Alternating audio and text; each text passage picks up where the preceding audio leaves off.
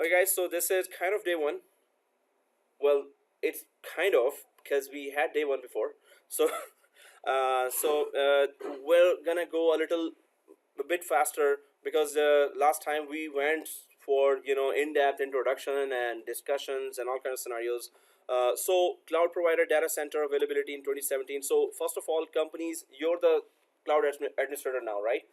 After this course, you will be putting that in resume, and there you go. You have a big responsibility now. So you need to really tell in interview, yes, I'm your cloud person, right? So you can ask any question. So you need to know that, and companies would ask that, hey, which one is reliable? How many times, how much of the minutes per year Azure was down? How much of the minutes AWS was down? You need to know that. Also, you need to know that which one is bigger, which one has more services. In last class also I said that you're not only going to be the system administrator, you're not only going to be the technical person there, you're going to be to some extent accountant there as well. So you start 10 machines there, virtual machines there in the cloud, they will start charging you right away, right? So as soon as you touch their hardware, AWS's hardware, they start charging you, right? So if you start a virtual machine, you're using their network, you're using their storage, right? So, and you're using their compute capacity, which is processor memory, right? So this means they will start charging, but charging is like, if you have like 1 GB RAM and the 30 GB disk, it would be 0.00 cents per hour. So it would be hardly $18 per month, right? But companies definitely will not go for that kind of machine. They will go for some heavy machines, right? Suppose it's SQL Server 2012 and you want to have 64 GB RAM for that, and dual processor, i7 maybe, and also maybe 3.5 gigahertz processors there, and SSD drives there. So now the machine will not be dot 0.004 cents per hour. It could be much more than that, right? And monthly there are machines with $10,000 per month. There are machines with $5,000 per month, $2,000 per month. So there are all types of machines there.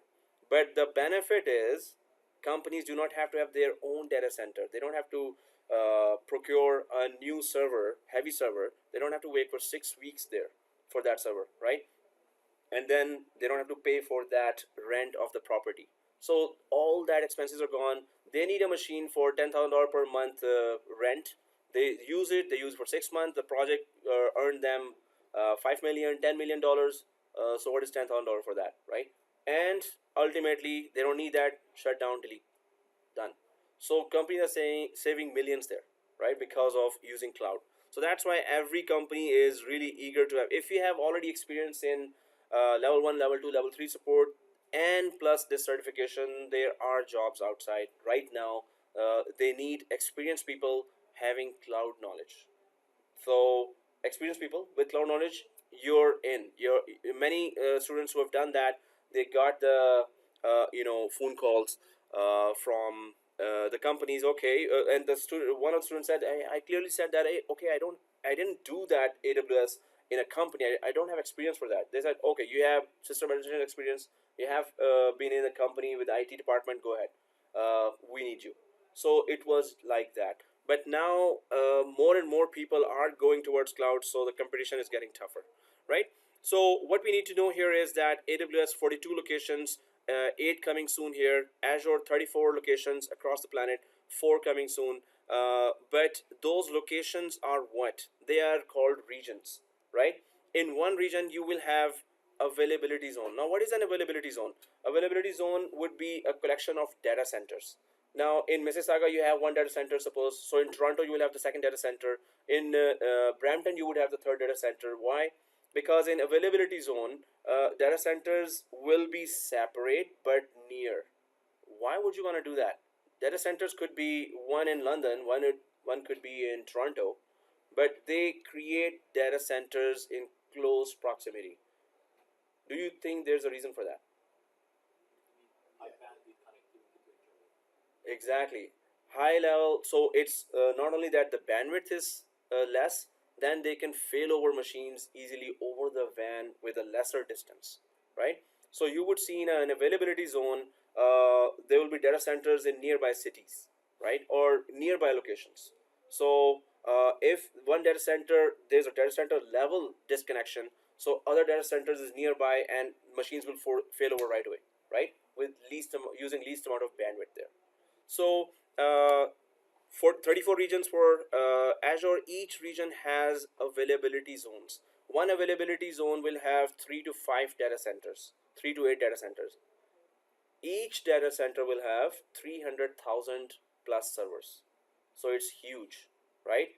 So 3 data centers, one in Mississauga, suppose, one in Toronto, one in Brampton, and each data center has 300,000 physical servers or more. So that's a big environment. And on top of which, they're saying you want to start 100 machines or 1,000 machines at once. It is scalable because you have so many servers, lines and lines of servers waiting for you to start your workload, right? So the data centers are in close proximity, and you will see later that how much high availability is being offered there on those data centers. And in terms of storage, workload, what is the responsibility, how far AWS goes to secure data, and where it's your fault if something goes wrong. So they're not guaranteeing everything. Oh, we're going to save everything for you, don't worry about anything. No, there are some responsibilities that you own. That's why they require cloud administrators there, right? Because if it's your mistake, they're not going to pay for that, right? So this means you need to know how cloud works and how virtual machine works and where your responsibility starts, and where is your fault that is starting, and they will not own that. So we're going to learn all that in throughout the cloud course, especially with compliance, company compliances. Cloud has a lot of rules there, both AWS and Azure. So anyway, we get that okay, they are spread across the planet, or their data centers, and thousands of servers are there. So if we go ahead a little more about after the introduction, so public cloud adoption. Now this is 2017 report, but what you would see is, suppose you're just AWS only and you're so good in it, but the company you're interviewing, and they say, well, we have Google Cloud, we have Azure, we have IBM Cloud as well, we have Rackspace, and we have AWS. So are you familiar with all others? Because we have workload now that needs your attention. So you need to at least visit other rival cloud. Just create your account there and go there. Storage concepts are exactly the same. They are called different. They are clicked. Their buttons are different. But the concept behind the storage for all the clouds is same. That the storage has to be highly available. You want to expand that. Then you want SSD below that workload, or you want HDD below that workload. If you have HDD, it's a slower virtual machine, but it will cost you less. If it's SSD based virtual machine, it's going to be much faster virtual machine, but it will cost you more. But then Google Cloud has different cost, AWS has different cost, and then Azure has a little different cost. So if you know all that, meaning you're the cloud expert, the company will totally rely on you, right? So this means you need to visit Azure, you need to visit Google Cloud as well, because that same solution could be much better in Google Cloud than AWS. That same solution could be much better in Azure. And if you point the company towards that and they see, whoa, that was cool, so you're knowledgeable, this means, and you have more experience in the cloud, right? But they're all the same. How does one overshadow the other? So there are some benefits always with every service. Suppose AWS for one virtual machine that is $5,000 or $2,000, they are giving 4 vCPUs, while Azure may be giving 3 vCPUs, and Google Cloud may be giving 7 vCPUs for the same cost. So you have to compare. Some services are better with some vendors, some services are better with other vendor. So, but that's why multiple cloud would be one thing. AWS Azure is much more common between companies here in Ontario, what I'm talking about, but of course across the planet as well. But you would see Google Cloud because it's getting cheaper. It's competition. You need to know the prices across different vendors, right? Because you're going to be the cloud expert now, right? So that's why expect them not to have AWS, but if you have gone through AWS and Azure, Google Cloud would be a snap. It will be same concept. You just need to revisit them. Go for storage. Oh, that's how storage is called here. It is called S3 bucket in AWS. It is called blob in Azure, right? So it's different machines. It is called EC2 for virtual machine, and it is called virtual machine in EC2 is where AWS, and it is called virtual machine in Azure, right? So the naming you have to know, naming convention, and what is the price, and who is giving what in what kind of price. So that's where I'm saying that. That's why I added two courses, and in this course I'll try to push Google Cloud as well, at least the review of that, right? In previous course I promised, but we could not do that because there were so many long labs and we were falling behind. But it is just a review. We're gonna go inside. Maybe we'll do one or two labs for Google Cloud as well. That's the third rival, actually. That's the third biggest now.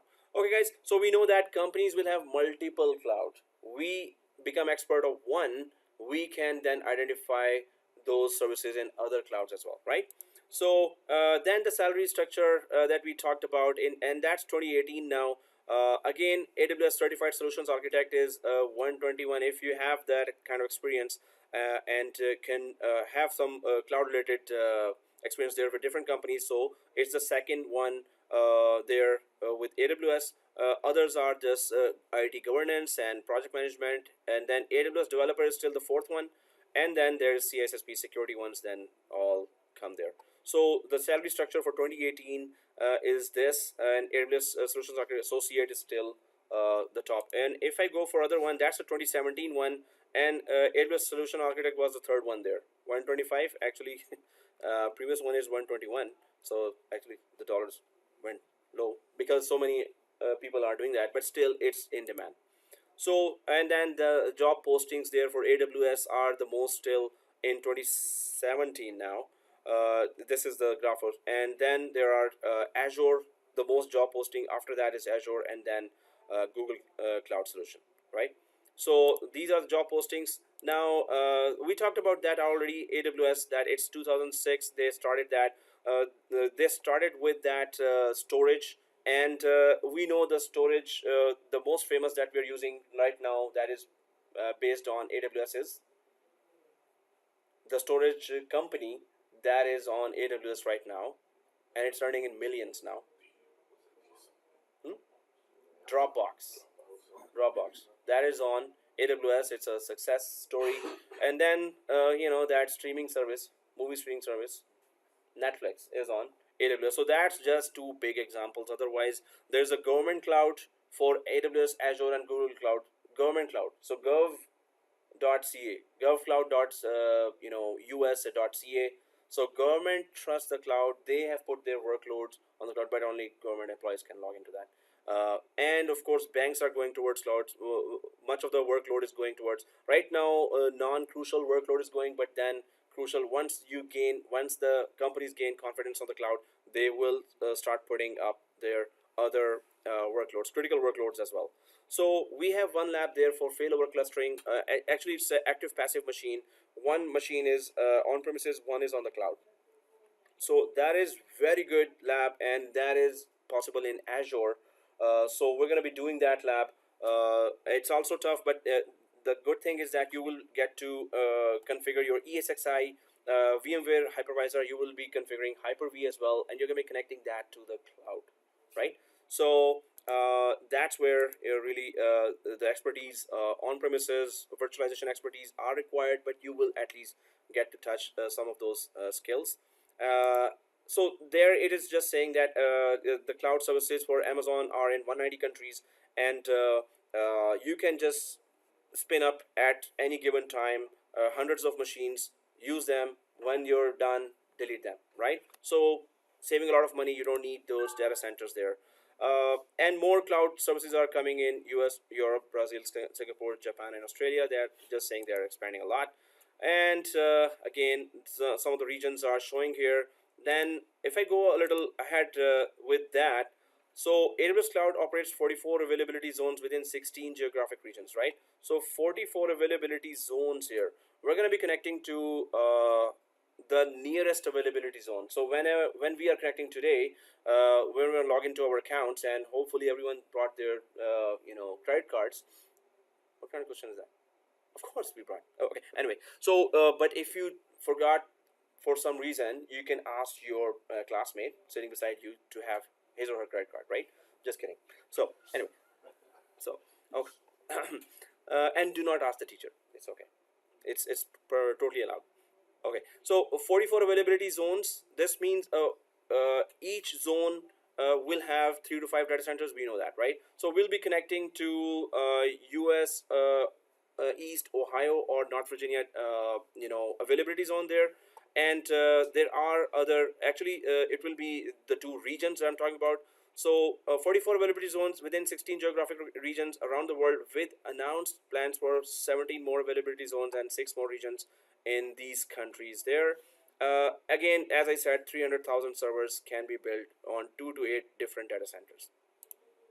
So we can go ahead a little, and this is where it was showing that AWS cloud infrastructure is built around regions and availability zones, AZ. So this we're going to talk about a lot about that when we are talking about high availability service. So there's a storage there for your CEO and directors, and director is saving their files on the storage folder that is on US East, right, region, right, North Virginia region or Ohio region. So the other folder, you have European clients there and they want access to that folder as well. So you can create highly available or replication between the two folders there. One folder, whatever you put there in US East folder, it's going to be copied, replicated to the European region there as well. There are many regions in that area as well. So the thing is, how much it will cost? Does it really work? We're going to do the whole lab. We're going to prove that yes, it works. And can it replicate one way or two way as well? So we're going to do that lab as well. Storage has a lot of features there that once we start doing the labs one by one, you will understand that, whoa, that's a lot. But then the storage of AWS and the storage of Azure, you're going to compare.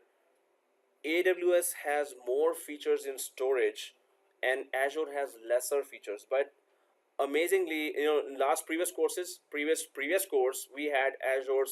One feature was in preview. Now it is available. But now there are some more features that we did in AWS. Now they're coming to Azure.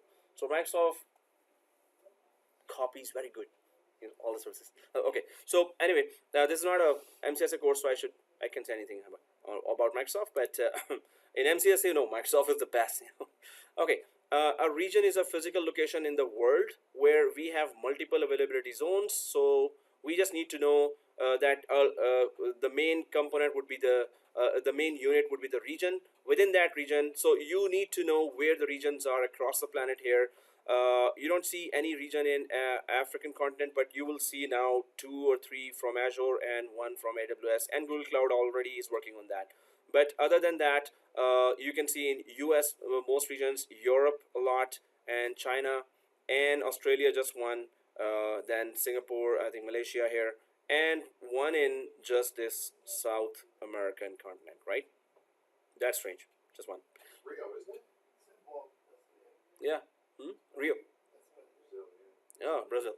Okay, so let's go ahead a little.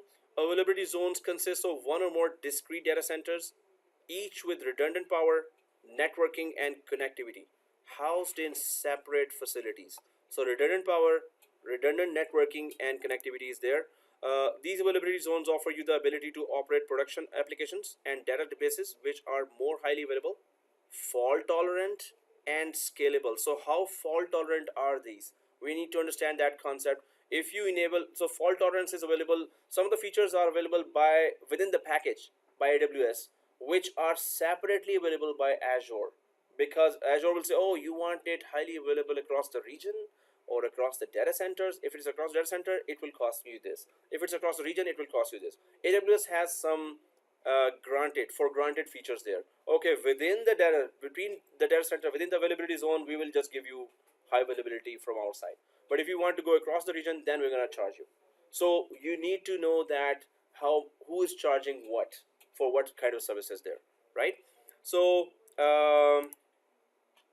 how many companies are using AWS? Well, last time also I showed that that's, you can trust me, many, right? Or, okay, since you're insisting, no, I want to see those logos there. Where are those companies? How many are those? So since you insist, so it's just that page and it keeps on going and going. You can see here. So let me just fast forward that. Done, right? So that's it, right? So that's a lot of companies. So success stories, but how did they implement? Some of the students were reading these, and that really offered a lot of solutions for the questions they got in the exam as well. So each company is showing how we implemented AWS, how the workload was transferred from on premises to AWS. So if you read some of the success stories there for bigger companies, you would have an idea. Okay, that's how they migrated. What was their on premises configuration, and what did they do after that? I hope we have enough time to do that. Oh, yeah. Okay. So and then that's one more thing. AWS and Azure will reimburse you if there's a downtime from their side. So if they will offer 10% credit to customers if availability drops below the this is SLA for 99.9%. If it drops below that, then 10%, and if it goes 25%, if it is more below that for longer time, it will be 25% reimbursement. So they will give you back money if it's their fault, right? That's what they're trying to say. But again, AWS, Azure. So then we come to Azure because it's a two course in one. So the cloud you can trust. Well, that's just a marketing page. And 62 compliance offerings. So companies are really serious about, hey, we have a compliance policy here. So you need to be knowledgeable about that. So compliance, one of the policy would be our data must stay in Ontario, or our company data must stay in Canada. It may not be, it must not be in US, right? If that's a compliance policy, do you have Azure data centers inside Ontario or Azure data centers inside Canada? Well, we have Canada East region there, and that has data centers, so you can just put the data there. But across Ontario, so that was 3 years ago, 4 years ago, Microsoft was building a data center inside Ontario because majority of the customers are here. So it is now possible to have Ontario-based Azure workloads for any company. And Azure also 42 Azure regions, more than any cloud provider. Well, that's coming from Microsoft's side, so of course they will also just claim that. Now these are other cloud vendors. In Georgetown, we were using DigitalOcean for online virtual machines, $5 per month for a virtual machine. Not bad, but the virtual machine was slow. Okay, but you could do some of the labs there on DigitalOcean. Then there's IBM Cloud there.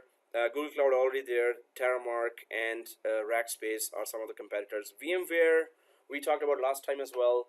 VMware has its vCloud, but it has actually officially made collaboration with Amazon. So VMware is on Amazon now. So VMware is the leader in data center virtualization. Amazon is the leader in public cloud. So both leaders have connected now. So we need to know, if you know VMware, how it works. So you would know vMotion, how the machines migrate. You would know replication. You would know all the high availability features, disaster recovery features of VMware. But then they migrate their machines to the cloud. AWS is the leader there. And there you must know the high availability, disaster recovery features, backup features of AWS as well. So two leaders, when they meet, of course, they will grab a bigger market share together, right? So we need to know that VMware also has, there's a 2-hour lab, that free lab that they offer, that how can you use VMware on AWS. If you know AWS high availability features, you would know right away what you're doing, right? If you know already VCP, VMware as well, that will also be a very big plus point. So again, suggestion is as soon as possible, if you have time and resources, go for VCP certification 6.5, 6.7 or 6.0. So VMware Certified Professional. And if you can learn Hyper-V from MCSA, that is very crucial now. Hyper-V and VMware both, you need to know the data center environment to put the workload in the cloud, right? You need to know that. So that said, we can go ahead. Well, that's just some statistics there. Share of 31% in the global cloud computing market, and 11% for Azure, Amazon, and that's 2017 analysis there. Otherwise, it's much more now. But you would see Azure is really catching up. It's companies are really going for, because if you companies have Microsoft environment, Azure just talks the same language in the cloud as well. Virtual machine here is virtual machine there as well.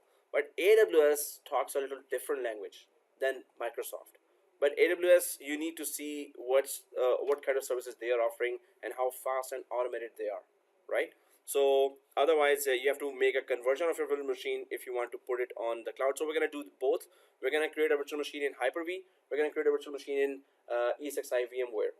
Then we're going to try to upload it to AWS and Azure. So that's, both ways. So that would be your experience, that you would know at least, okay, this much effort we need to do. Seriously? Mm-hmm. Oh, knocking? Okay. Party next right?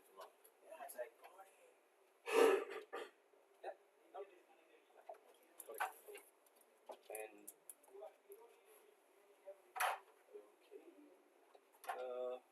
so so that's the intro. Now AWS had 8 minutes of downtime in 2016, so companies would be interested in that kind of data for 2018 as well, or 2017 actually. This is 2018, or now next year 2019, right? So you would have that. How long was AWS down? How long was Azure down? So 2016 is 108 against 270 minutes down. Azure total Azure overall downtime, right? So these statistics you have to gather for 2017 when you're going for when you put your on your resume AWS. You need to have basic statistics of 2016, 2017 for downtime, for high availability. What are the new services that are coming? In order to stay in touch with the cloud news, latest what's going on in cloud, there is a cloud guru. That's the website name, a cloud guru. That those guys are really doing their research very good. So I needed to know what new services this week arrived in AWS, this week arrived in Azure and Google Cloud. Those guys give you a newsletter that tells you right away, these are the new services. If you are in touch with the latest news, of course, in interview you would be having a better impression. So a cloud GURU, and that is a cloud guru. Go to that site, just get your membership there, and they also offer 25 per month, I think, subscription, and you can do all the labs there as well. But it's just that you have to create those labs in your environment as well, and that's where everything goes smashing down. They have a YouTube channel. They, Every Sunday. yes, exactly. 5 minute. 5 minute review of, yeah. Oh, so perfect. So a cloud guru, do watch that to know the new news there for latest services there, and what are the improvements there, what kind of new virtual machines they are offering now, AWS, Azure. Now comes down the certification, yay. So if AWS Certified Solutions Architect Associate certification proves very difficult, and it is, so you can at least put your AWS logo on your resume by going for AWS Certified Cloud Practitioner. So practitioner exam would be for beginners, right? Practitioner exam would be for the beginners, and but the thing is that better go for AWS Certified Solutions Architect Associate. That's where they would take you seriously as well. Okay. But anyway, practitioner is at least, hey, I know cloud, right? So, but this is where we're going to go a little in depth into services, and that's where we are right now. There's a whole set of certifications that we are skipping here because again, it's practitioner level, right? So associate level is where it gets tougher, and this is where you should be if you're in system administration. This is where you should be. You should be going for SysOps administrator. Many jobs are there for SysOps administrator right now, because it is so. SysOps administrator goes for actual high availability live migrations, the real stuff, the real so it will be much more tougher without understanding solutions architect. A solutions architect tells you what are overall services that you need to, that are really required for a company to work. But then it goes to the disaster recovery, high availability areas of that. So from there, some labs I've added there in our few labs I've added there in solutions architect. They are long labs, but you will, after that you will gain a lot of confidence that, oh, that's how hybrid environment works. And so we're here, and next week or after that you can just email me, and I would send you that file. There's a student teacher group we have created where it's for $20. Examcollection.com, maybe you heard that, examcollection.com. The whole planet goes there, and even if there were people on Mars, they would have also gone there to pass all the certifications. So we have full 1 year membership of that. We are maintaining that. It's $20 for 1 year. You email me the code of the exam, the latest file for that. I'll download. I have a $300 software that converts the latest files to PDF for you. If you don't have VC player, you can just do that too.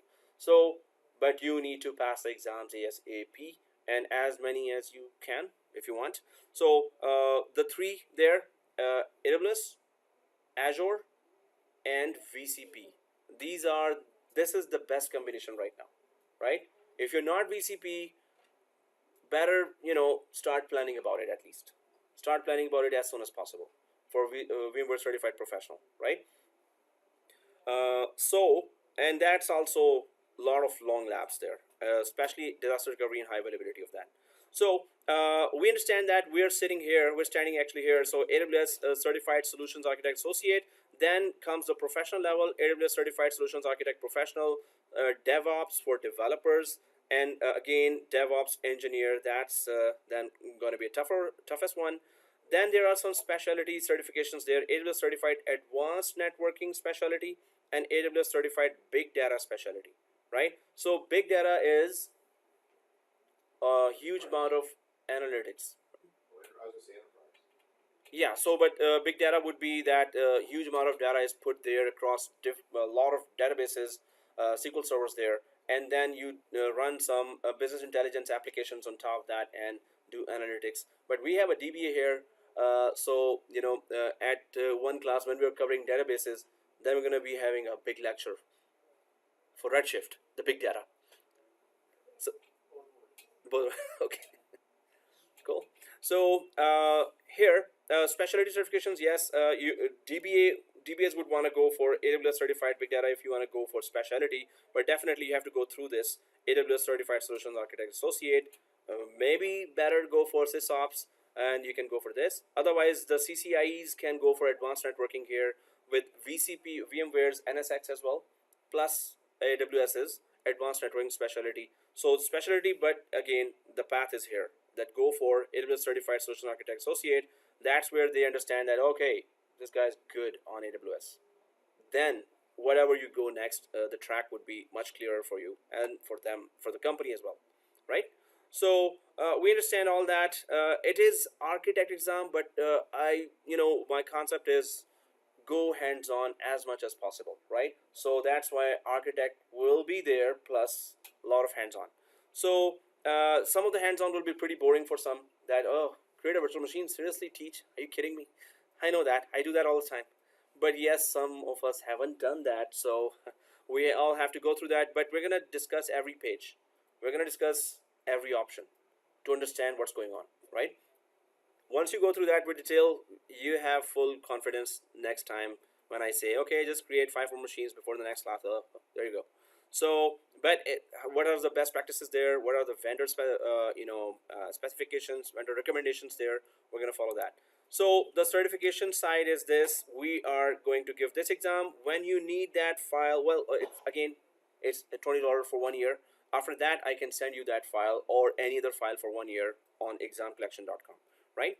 So, but this requires some preparation. So be prepared. It's 1016 questions right now, sample questions. And those who passed said that only 25 came from the exam, but going through the whole file really gave them a very good idea how the exam will be. So whatever new questions came, they easily answered them. So go through those, try to understand. And so don't be afraid if the file has very long scenario based questions, because actual exam has 1-liners, 2-liners only. But those scenario based questions explained or really the students understood so much that 1-liners were a piece of cake.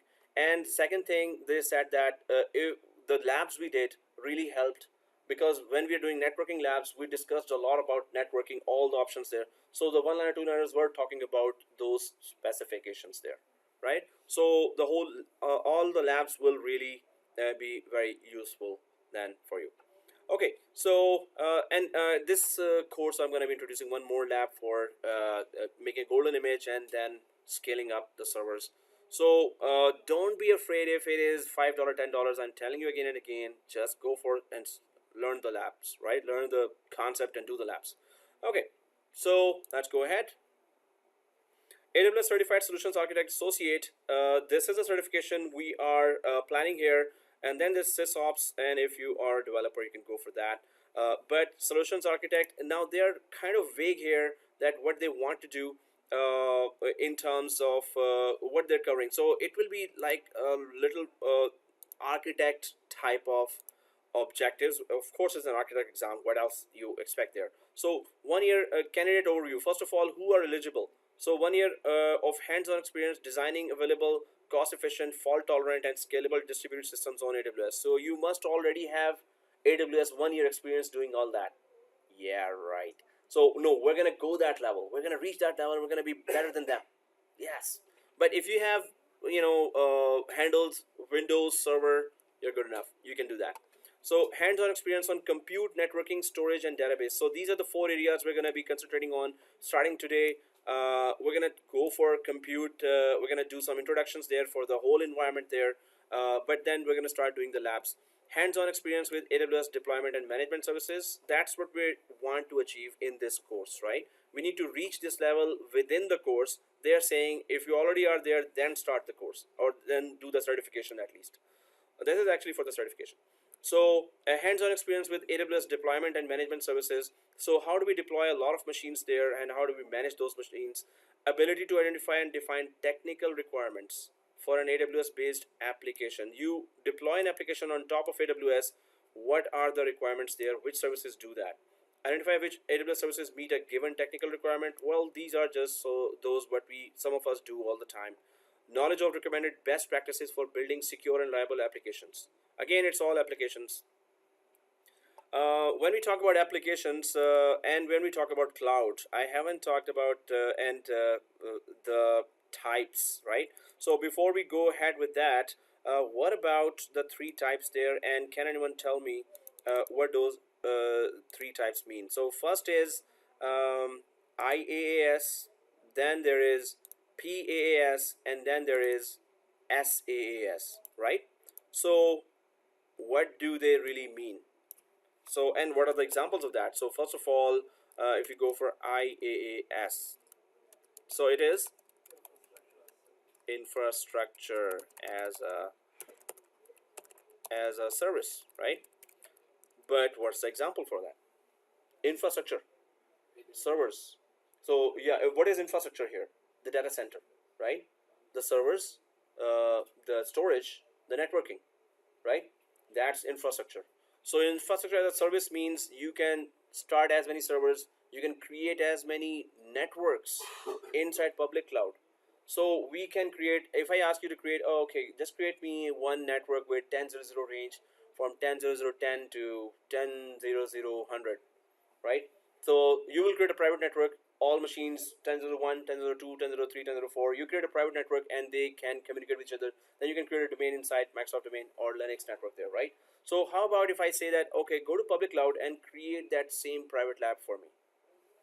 So that is called in AWS as VPC, Virtual Private Cloud, and that is called in Azure VNet, Virtual Network. You can create a private lab of virtual machines with a private IP range there, right? So you want to have 5 test machines of 10, test network of 10 machines, and that is in one subnet, and that one subnet is 10.0.0.1. Second subnet is 10.0.1.1, 1.2, 1.3, right? They need to communicate with each other as well. So we can do all that. We can have Cisco proprietary switch appliance there as well, right? So, and that from there give Cisco commands and connect your subnets, right? And actually go for bigger protocols there, right? So infrastructure service controls the data center related controls the data center type of services. Now that would be, for example, Well, normally they say compute, but just for our understanding, servers, storage, and network. That's the major three areas that we need to know for all three clouds, or better, for at least the two clouds. We need should be very clear how they work: servers, storage, networking, right? So, but what is PaaS then? And that is platform as a service. And example of that would be that you would be worrying about, this is normally for developers, that what platform you want. So underlying hardware was never our concern, is not concern. What operating system you have, the virtual machines, you want to have virtual machine concern. So virtual machines, VM is not a concern, but you want to know that what platform you're on, either on Windows based or Linux based, and also that what kind of application environment you want. Suppose it's a .NET application, it's a Visual Studio, suppose it's Visual C. So what kind of reliance is there? What kind of tools are required there? So platform, what platform you want for what kind of application that you're about to develop there, right? So application specific environment is available. Environment is available for the developers, mainly for the developers. But then comes SaaS, and that is software as a service. And this is widely used right now, software as a service. So the best example would be Office 365. Already you don't care about the underlying hardware, operating system, virtual machines. So Office 365, you have Exchange server already installed, highly available. It's just available, it's there, right? And then SharePoint is there. That these are three separate courses, three separate enterprise applications, three separate certifications, right? And Sky for Business. So this is where, and then Azure, just Active Directory only, but nothing else, right? Azure Active Directory. So these four applications are there, and that is software as a service. Then maybe there's a Salesforce. Maybe you've heard about Salesforce.com, www.salesforce.com. Then you may have heard for ticketing system. What was that? ServiceNow, exactly, ServiceNow.com, and there are many others. Jira, I think, Jira.com. There are many other. So whatever software is already available to you is SaaS, software as a service. So now the cloud market is all about IaaS and SaaS. If you're not a developer, you must know some of the SaaS based solutions there, as well as IaaS. You want to create your own machines, you want to put your own applications, your own customized environment, go for IaaS, infrastructure as a cloud. You want to go for ready-made software there, go for Office 365. Both are widely used among banks and government and different companies, insurance companies, hospitals. So what we are doing is right now IaaS here, and there's a Office 365 course also starting Thursday evenings, this week, next week, or next week. But that would be all in-depth Exchange, SharePoint, and Skype for Business, and Azure Active Directory. So what time? it's evening time, 6:30 to 9:30 or 10. So every week. Every week, Thursday evening, Office 365. So that's SaaS based. So Office 365 has level 1, level 2, level 3 jobs as well available. But it's not that easy. It's management of Exchange server. If you already have experience on Exchange, that's good. Otherwise, that's something that you would be it would be very important skill to have. Exchange server, SharePoint, and Skype for Business, right? So already there was a previous class of those who went for the cloud, Azure and AWS. Those are the same students that are coming for Office 365 as well, because they wanted a SaaS-based solution or skill now after doing the IaaS or infrastructure as a service-based skill, right? And that's starting or has already started? No, it is going to start on Thursday evening. I think that it's on the board already in the entrance, the date. So, and for that as well, of course, we will have some on-premises connecting to cloud labs. Although these are the tough ones, you must have Exchange on-premise environment or SharePoint on-premises, or Sky for Business, or the previous version, Link. Link. Last time also I asked. Okay, actually I forgot. Yeah. So yeah. No, normally I say, see, it's so sometimes I actually forget and say that I'm just asking you. Yeah. Otherwise, oh, what was that? What was that? The executable is still called link.exe, except the program is called Skype. Exactly. Background is, but they did acquire Skype itself, so they got those features from their Microsoft got those features. So yep. The Exchange, do you actually use EMC, or is this all web-based administration? Total web based, but of course many companies still have on premises, so they would want us to connect both. So in that case, yes, on premises cloud, so EMC is there. So it uses the same Active Directory to communicate the user. Yes, so there's Azure Active Directory there. Up there, there's Azure Active Directory. AWS Active also has Microsoft Active Directory there as well. So both cloud solutions have that. And it replicates. Yeah. So this is one of our projects that we're going to be replicating on premises Active Directory, and synchronize all our accounts to the cloud Active Directory. So we can then know how to do that, and we're gonna do AADC Active Directory connector. Okay, guys. So we understand that we're going for IaaS, but this is also starting soon, next week or next week maybe. But you need to know both of them. Better know Office 365, and it is a combination of actually three separate courses, but it's 3 in 1. But whatever exam objectives covers there, mostly it is on cloud, so or online. So okay, guys, we get the idea that yes, we are going for IaaS right now, and this is we are creating our own data center in the cloud, and that's somebody else's environment that we're using for our own customized virtual machine storage and networking, right? So we get the idea. Let's go ahead. Let's move ahead a little. And I was recording all that. Sometimes I forget, white here. So in that case, to remind me that I need to click the resume button if I pause for some reason. Because once the labs start, okay, so it's good. Some of the labs are tough. Okay, anyway, so then this is certification we talked about before as well, 70-533, but the newer version we're going to concentrate on, it is AZ100, Azure-100. We're going to talk about that, right?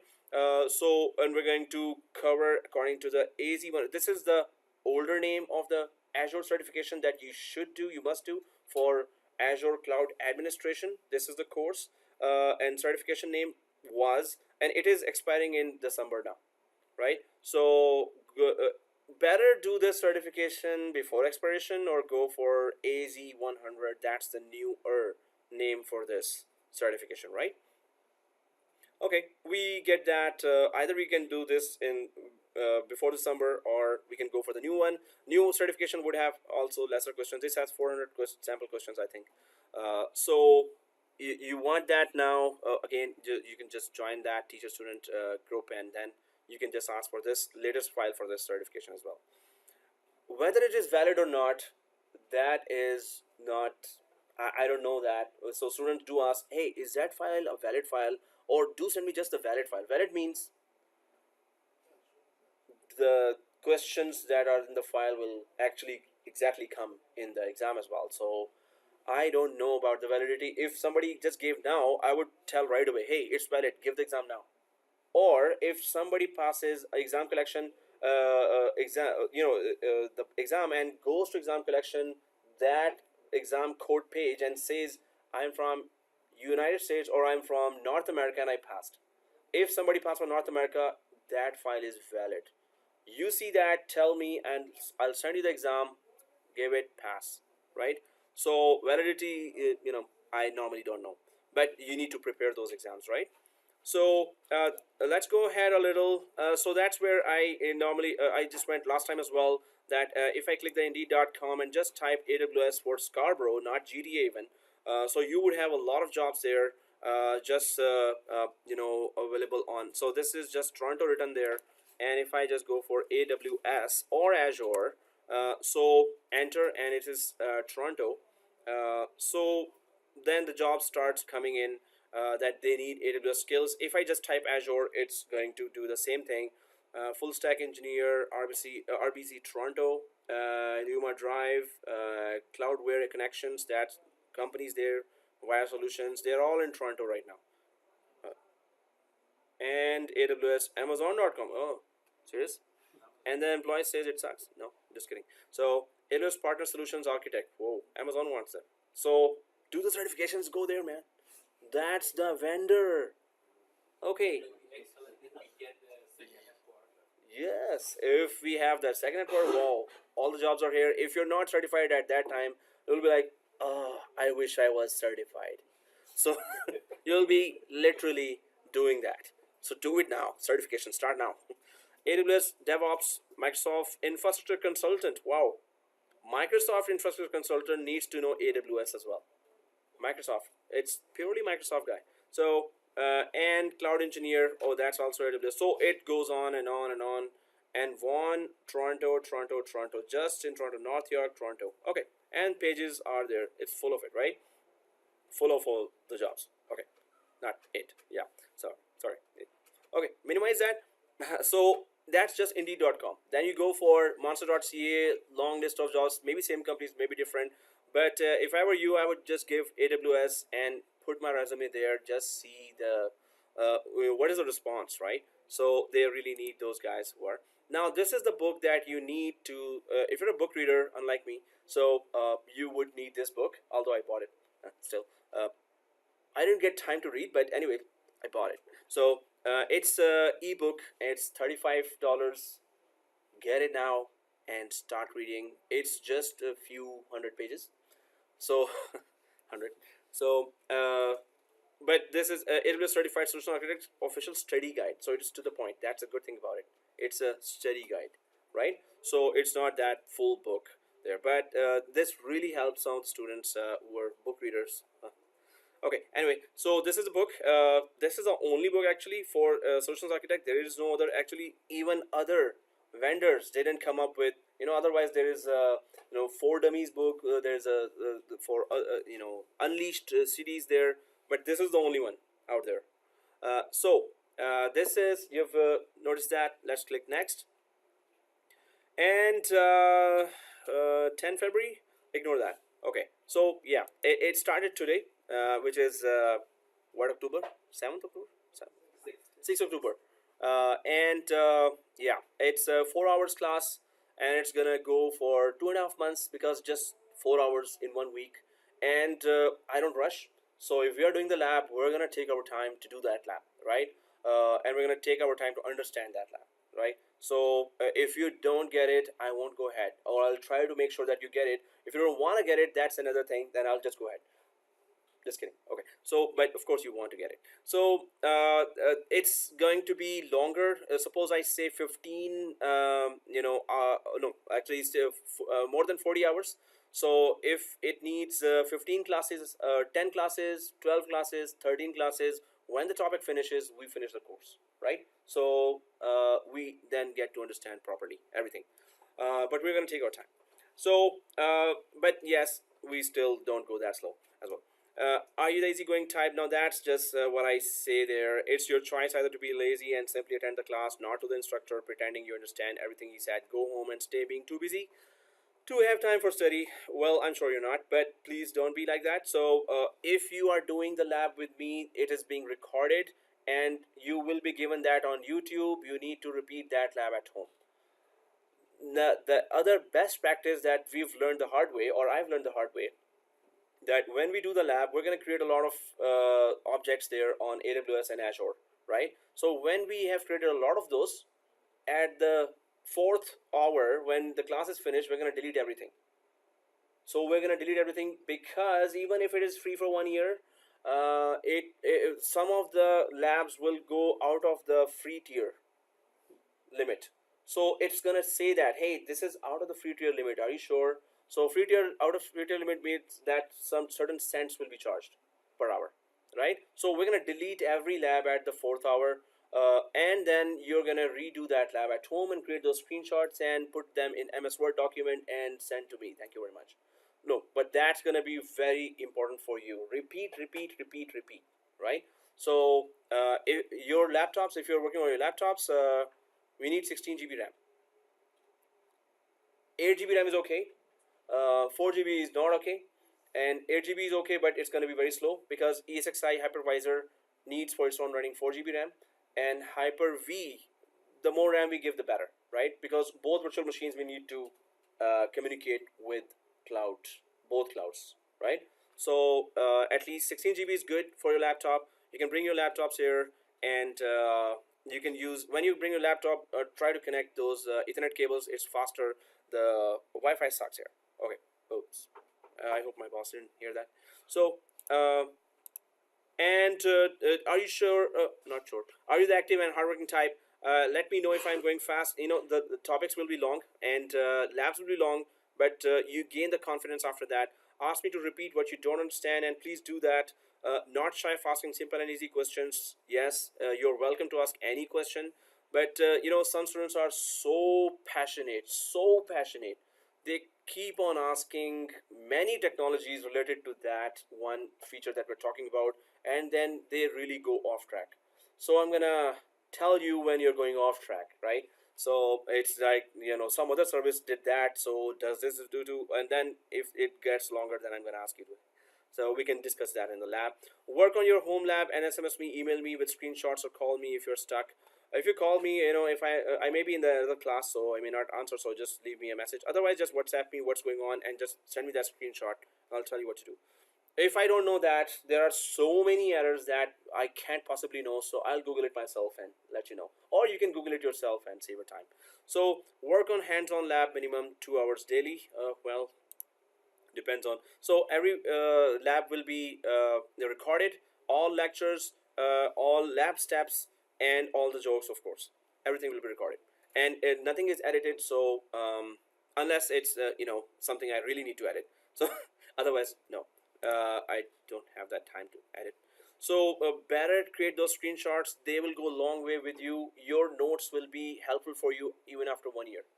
So your notes, when you create screenshots, it will be your notes that after 1 year you will say, oh, oh, that's how I created that failover clustering or failover lab between hybrid. And so if you create your screenshots, that's good. Otherwise, watching 4 hour video before any project would be very, you know, troublesome, and it will be a kind of a torture. So create your own notes, repeat those labs. Main thing is repeat those labs, right? Otherwise, you won't gain that confidence. And when you get your own errors, better get those errors here than in the production environment. So better get those. So if you do that lab again, you might see new errors. So share with us, share the solution with us as well. That would be, we'll be grateful if you're sharing the solutions for the new labs. Some students are very systematic, and they've done all the labs till the end, and they've done some of other scenarios on the lab, and then they shared that. That was wow.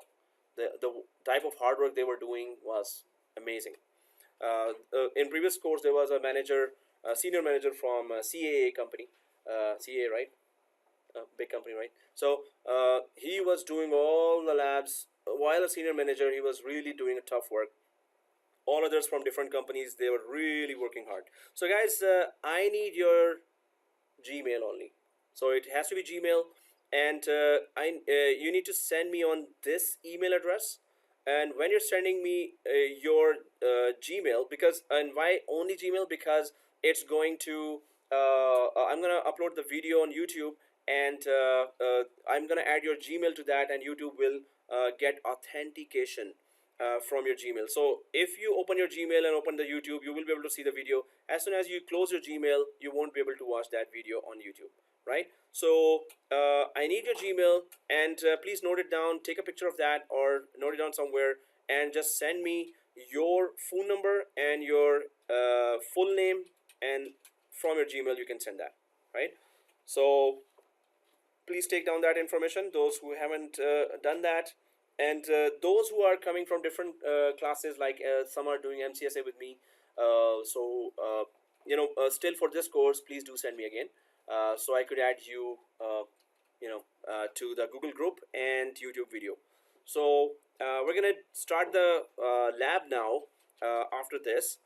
So I hope if you didn't bring your credit card, just ask your fellow student that you're gonna use your own credit card. That's what okay, just kidding. So we need to create our free account for 1 year on that, but I hope everyone got this information. Please, I need your Gmail in order to send you the course material and everything and announcements as well. And then I'm gonna create a WhatsApp group as well because it's winter coming, so it's gonna be snowing in Toronto, obviously.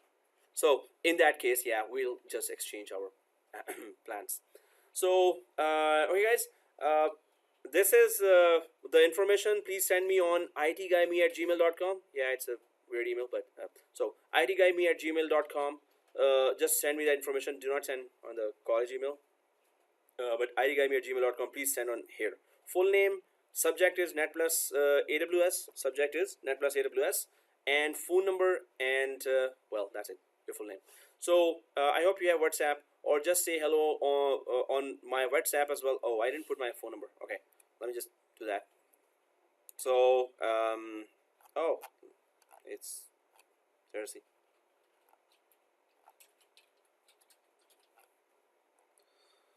Okay, there is. So have my phone number and just let me know if there's any issues with the labs or anything. So my cell 647-554-9446, and my name is Amir. So please add my information there as well. If in case you don't get the video, if in case you were not added to the Google group, you didn't get that presentations that I was sending, so just let me know on my number. Just add my number there and let me know there, right? So and I hope you've emailed me already. So let's go ahead, or since you or are we still typing?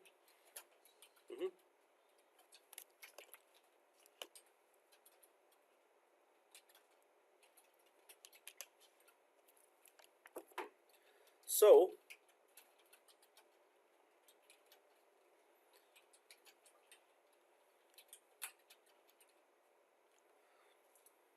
okay, so before we go to the break, one last thing here. It's still a career talk, but it's also important. Okay, so I'm just moving away now. So there are so many certifications here, but what kind of certifications are there that are recommended? So there are some must-haves and there are good to have. So I went there last time as well, but MCSA 2016 or 2012 is a must-have right now. Any one type of operating system you must know, because on the cloud either it will be Linux or it will be Microsoft. So any one of those operating systems you should be good at, right? So if you're RCSE, RCSA, that's good. If you're MCSA, wow, that's even better. So MCSA 2012, 2016 must have. Then we go for Office 365. Now it is becoming a must-have certification because of Office 365. Any startup company can start a business with just Office 365 only. So what that means is Exchange Server, all your emailing is covered, calendaring and emailing. Second thing is SharePoint, all your file sharing is covered there, and Skype for Business for all your business meetings and conferences is covered. That's what basically a company runs on. So Office 365 is widely adopted SaaS-based solution. You should have at least one certification. The certification ID is actually code is 70-347. There are 346, 347, two exams, but go for the administration one, which is 70-347, and you're good in your credentials. 70-347, right? That's the Office 365 administration one. That's the course we're covering as well for day-to-day administration tasks, how you do that. But still, we're going to go in depth with many of the tasks there. That's the Thursday course. Thursday evening. Either this or next one, I'm not sure about that. So Office 365 is also becoming a must-have because of the widely adopted. Nearly every company has that. So if you are certified, that you're in a very good position there to do this certification. Then there is the System Center Configuration Manager, SCCM. If you know that, that's really good. Otherwise, it's good to have. It's an advanced certification. It's a separate course and certification where you, from one server, you can do all kinds of configuration management, migration, updates, image deployment, right? and its cloud version is Intune. And Intune also, normally when we do SCCM, we go for the cloud version. We must go for the cloud version of every software nowadays, because every software has one. So VMware, that's a must-have again. One is MCSA 2012, 2016, Office 365, and then VMware VCP 6.5 or 6.0, anyone. It's a must-have right now. So it's all virtualization around you. You must know the leader. You learn from the leader what is virtualization in depth, right? So you must do that VMware. Now that VMware course is also starting in 2 weeks but Saturday evenings. Now after this class, the last VMware class is finishing now, right? So it's the last class today for the VMware. So after 2 Saturdays, next VMware VCP 6.5 or 6.0 upgrade to 6.5 is starting. There we do disaster recovery and advanced labs. So you need to go in depth to have confidence, right? So then there is Citrix Administrator. Citrix is in nearly every company, medium to large size companies. If it's 5,000 users up to 100,000 users, you will see Citrix there. Application virtualization, it's really good to have that certification. Now 7.15 is the version for that. Then there's ITIL. If you haven't done it, companies will make you do it. So do it before they make you do it, or it's better impression on the resume as well. So, and then there is CCNA, must have at least CCNA. If you are not done with that, you must know how routers and switches work. So must have is minimum CCNA if you haven't done any Cisco courses, right? And RHCSA, that's one of the operating systems here. Either you're good at Microsoft with MCSA 2012, 2016, or you're good at RHCSA or RHCSE, Red Hat certified Linux distribution. So it would be one of those. And of course, must have again is either Azure or AWS. That's also a must have. So better go for the leader, which is AWS. You learn in depth cloud better here. But Azure is more widely available in local companies. The ground reality is Azure is there. You might find but when I go for AWS there, it is required in Toronto jobs, and indeed all those jobs required AWS, and majority of them showed AWS plus Azure, right? So that's why Azure is part of the course. Otherwise, I would have just made it only AWS, right? Because it's good to learn that. But Azure, you must touch it. We're not going to touch it. We're going to do some tough labs there as well. And one of the toughest lab is actually the failover lab from on-premises to cloud, and that's only done in Azure. They've made that very good. So anyway, we get that career talk here. Must-haves are there. 5 for the certifications: MCSA 2016 or 2012, Office 365, one of the certification. VCP is a must-have. CCNA is a must-have, and any one of the cloud certification is a must-have. Okay, so in order to survive in the market, you need to know virtualization and cloud now. And if you want to survive in the IT field, better have a good hardware there. Get a laptop with 32 GB RAM, i7 quad-core processor, and SSD 500 GB hard disk, right? So if you want to survive there, you need to create big environments there, and you want to go for on-premises to cloud labs, you still need a better hardware there. Is there any, maybe there's any, cloud services that might be able to function, in the same way? Cloud services labs that you want to do on the laptop as well? Is that what you're saying? Leveraging the cloud, Oh, well, there's OpenStack software that you can install on the hardware. It works like cloud, but no expenses, and if I got your question correct, Azure Stack is there as well. That is a software that you can download, and it's exactly that cloud environment. But it's kind of, you need to really go through the manual and check that how it is fully installed and what kind of storage, networking, and compute it needs. Okay, so better have a good hardware if you want to test all those big environments there, because everyone has its cloud version, but they are still on premises and they're not going away soon. On premises, they will still be there, so you need to still create those environments locally, right? For multiple servers and multiple virtual machines. So better have a good hardware. There are refurbished machines there. I have a refurbished machine, W540 Lenovo, very heavy. And majority of the students here in the this college have W540 or W530. These are heavy. They can go up to 64 GB, actually 32 GB RAM, and i7 quad core. SSD you can put anytime. If you have a 16 GB laptop, all you need to do is just put SSD drive 500 GB and you're good, right? So if you don't have 16, have a 16 GB and 500 GB SSD. If it is SSD, you're good. You're still okay. Okay, guys. So after the break, we start the labs. So we need to create that account after the break. If you've already created that, you'll be bored to death. But otherwise, we're going to be creating that account. So if you don't have credit card, just go home and bring it. Just kidding. Okay, just kidding. Come on. Okay. So here, so we're going to create an account now with AWS free tier after the break. Believe me, it's still a break. Okay. So yeah. So I'm just going to pause the video here. I hope I remember to resume. Resuming now. And Now we know who is smart.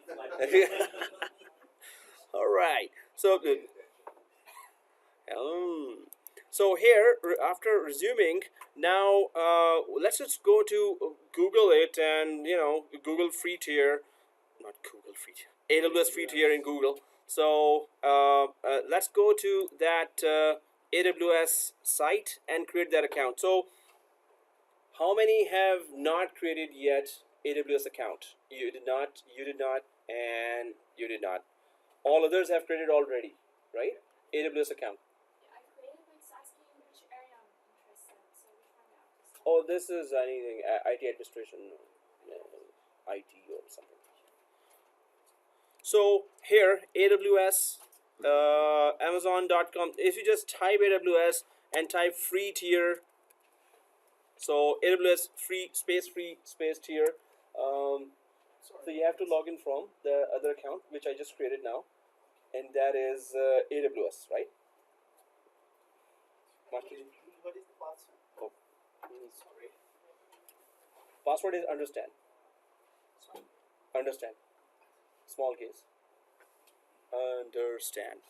So we're gonna go to the AWS free space tier, and we're gonna take out our credit cards and keep it to ourselves, and that's it. So create free account, just like filling any other form. Just go ahead, create a free account. So AWS free space tier, and then create a free account. I'll just go to the create a free account here and fill up the form, and let me know when you're done, or if you have any issues there, let me know. Ask for a company name. Yeah, that plus college or any company None. or none. Yeah. You leave it blank. Oh, you can leave it blank? Yeah, I left it blank. And you can also use your debit card to debit this up. Yeah. It does that. Yeah, it does that. Yeah. Debit Visa as well. Yeah. Good. Okay. That's what I used. Cool. Oh. Then yeah, that's good. That's more control. Yeah, more control. Yeah. They want to charge $2 million at least. Yeah. US is North Virginia. So it would be actually both are near. Because mine defaulted to Then it's okay. Yeah. Yeah, that's Some would default to it's probably doing low. yeah. So okay, guys. Yeah. So it's just a form filling. Let's go for. So let me know if you're having any issues with filling the form, and we can log into that.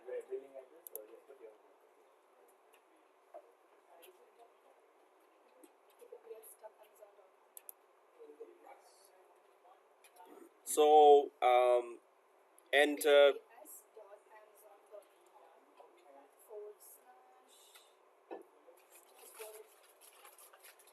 I'm gonna go for my email, and I have put actually MFA, which you will all be putting as well, multi-factor authentication. So okay, Personal or professional, doesn't matter. Hmm? The account type, the personal. Personal would be good. So yeah, commercial, because we're gonna go outside of the free tier limit constantly. So if it's personal account, so the good thing is you just ask for reimbursement and they reimburse right away, whatever that was. How many cents? Suppose it's 1 cent only, they will reimburse, or $10 they will reimburse. You can just say I was just testing and it charged me this at once. So they are very good reputation on that. So you're not losing anything even if it goes. But when you're doing the lab, don't hesitate, go ahead and do the lab, right? So that would be the recommendation. In your cell phones later, we'll be asking Google Authenticator, and that authenticator is going to be our multi-factor authentication. Oops. I formatted my cell phone and I deleted that application, and that's gonna be now a problem for me. So I'll just log in from another one. Is it available for Windows, the Google Authenticator? Oh yeah, it's available for, oh no, I think it's cell phone and tablets, but I think it should be. I didn't actually try that. Google Authenticator. It just says No, for Android. but now, not now. We're gonna do that. But I No, had it. but, Yeah, Is there any other authenticator? there are many others, but we have to go for AWS acceptable authenticators. So then there's very few. I think that's the only one. But I'm gonna show you the list there that are okay by AWS to do that. Other than that, now I have to create my account as well, because I think it's oh okay. I'll go for another college account. Thank you, thank you, college. Okay, so and that's my because of MFA, multi-factor authentication, do not lose that Google Authenticator in case you have configured that. I did just that. I formatted my cell phone and reinstalled everything. So Google Authenticator is gone. Now it's gonna be. I have to just create a troubleshooting ticket to actually go to reclaim my account. So anyway, I'm just trying to log in now, and I'll just use one other account here. And so guys, there's also one more thing you can do is that you can create two accounts. It's just that you should have a separate email for that, right? So you can create two accounts as well.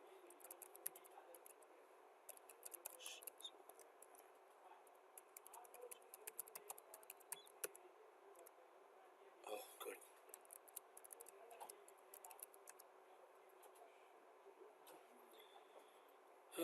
Please try again. Okay, I'll just I'll pause that, and now I hope majority are logged in already, right?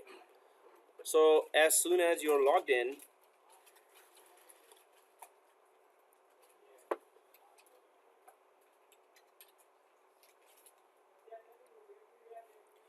so I think I have, yeah, I'm recording that. And here you can see on the I'm just going to make the screen bigger a little.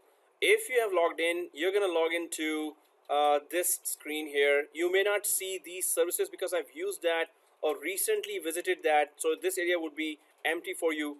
And second thing is, on the right side top you can see North Virginia as a region, but if you click that on that region area, or this where it's mentioning the cities or there or states, so you would see, I think everyone is logged into North Virginia or Ohio. Ohio. Okay. Yeah. Yeah. So we can switch it if you want. Better stick with the same region here. So North Virginia you can also stick with. Suppose you're sitting in North America and you go for EU Frankfurt region. So what's wrong with that? Anyone can guess that? Suppose I put that EU Frankfurt while I'm in Toronto. Actually, I put this region. No, suppose I do that. It's the bandwidth cost. So I'm connecting to a region that is further away from me. So suppose I start up machines there. It's the bandwidth cost that will. I start storage. I start 20 machines, and I'm still controlling that. So that's why we need to go for the nearest or whatever is. It's gonna just check the proximity and it's gonna log you in from the nearest region there, right? So some of the services are available, not available in some of the regions. So suppose we are going for a service called Glacier. It's a name of a service, Glacier, and that service is not available in Sao Paulo here.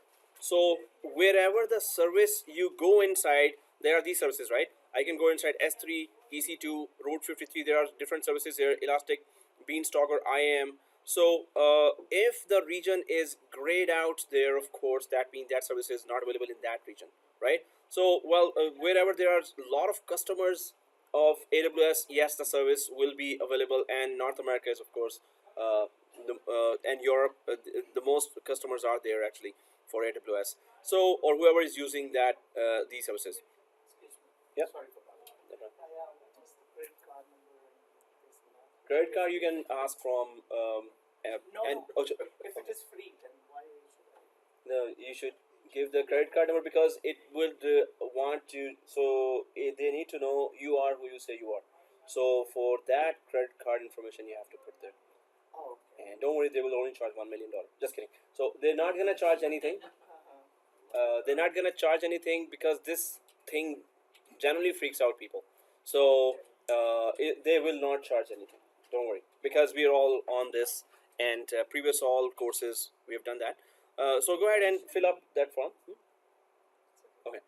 So guys, first thing, let's just go to North Virginia. If you're in Ohio, let's click North Virginia. You can change the region anytime you want. Of course, that's one of the basics there.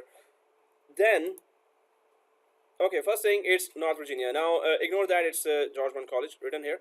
I just create one email with that, one account with that. So now I have 4 accounts, and I really need to know what labs I've been doing there, because then they will start charging me after 1 year pass. After 1 year. So the second thing is you're gonna see, and we're gonna work a lot on services on the left side up. You can click that, and then you get loads and loads and loads of services here. Of course, there's a search here that is available, and it says here, for example, EC2, S3, or VM, or storage. You can just type that name, and that service will come up. Otherwise, on the history, you won't see anything because we haven't accessed anything, but I was accessing those services for another class, so that's why I'm seeing that. And these are all the services that need to be, well, according to the exam objectives, we're going to follow up with those services, but that's a lot of services, and it keeps on going down, and a lot of services are there. As I said before as well, you can get membership on A Cloud Guru, and you will be able to know every week what's new services, what's new changes are there that are coming to AWS services. So the first is, of course, the most important is compute there, and EC2, Lightsail, Elastic Container Service, EKS, Lambda, Batch, Elastic Beanstalk. Then there is storage, S3, EFS, Glacier, Storage Gateway, and then database, RDS, DynamoDB, Elastic Cache, Neptune. Okay, Neptune is still recently added service here.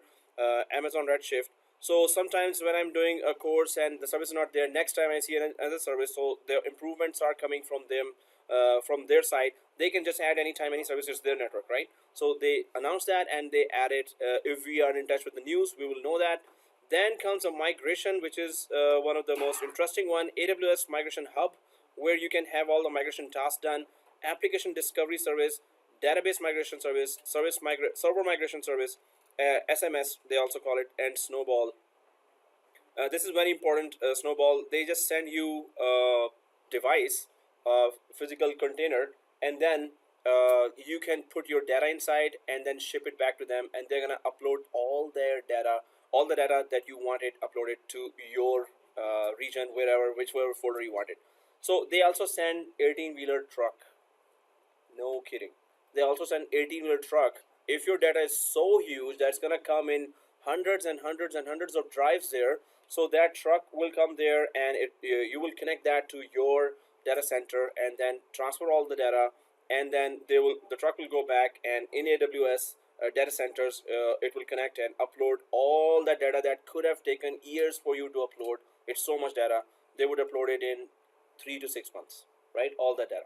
So if it is terabytes and exabytes and petabytes of data, right?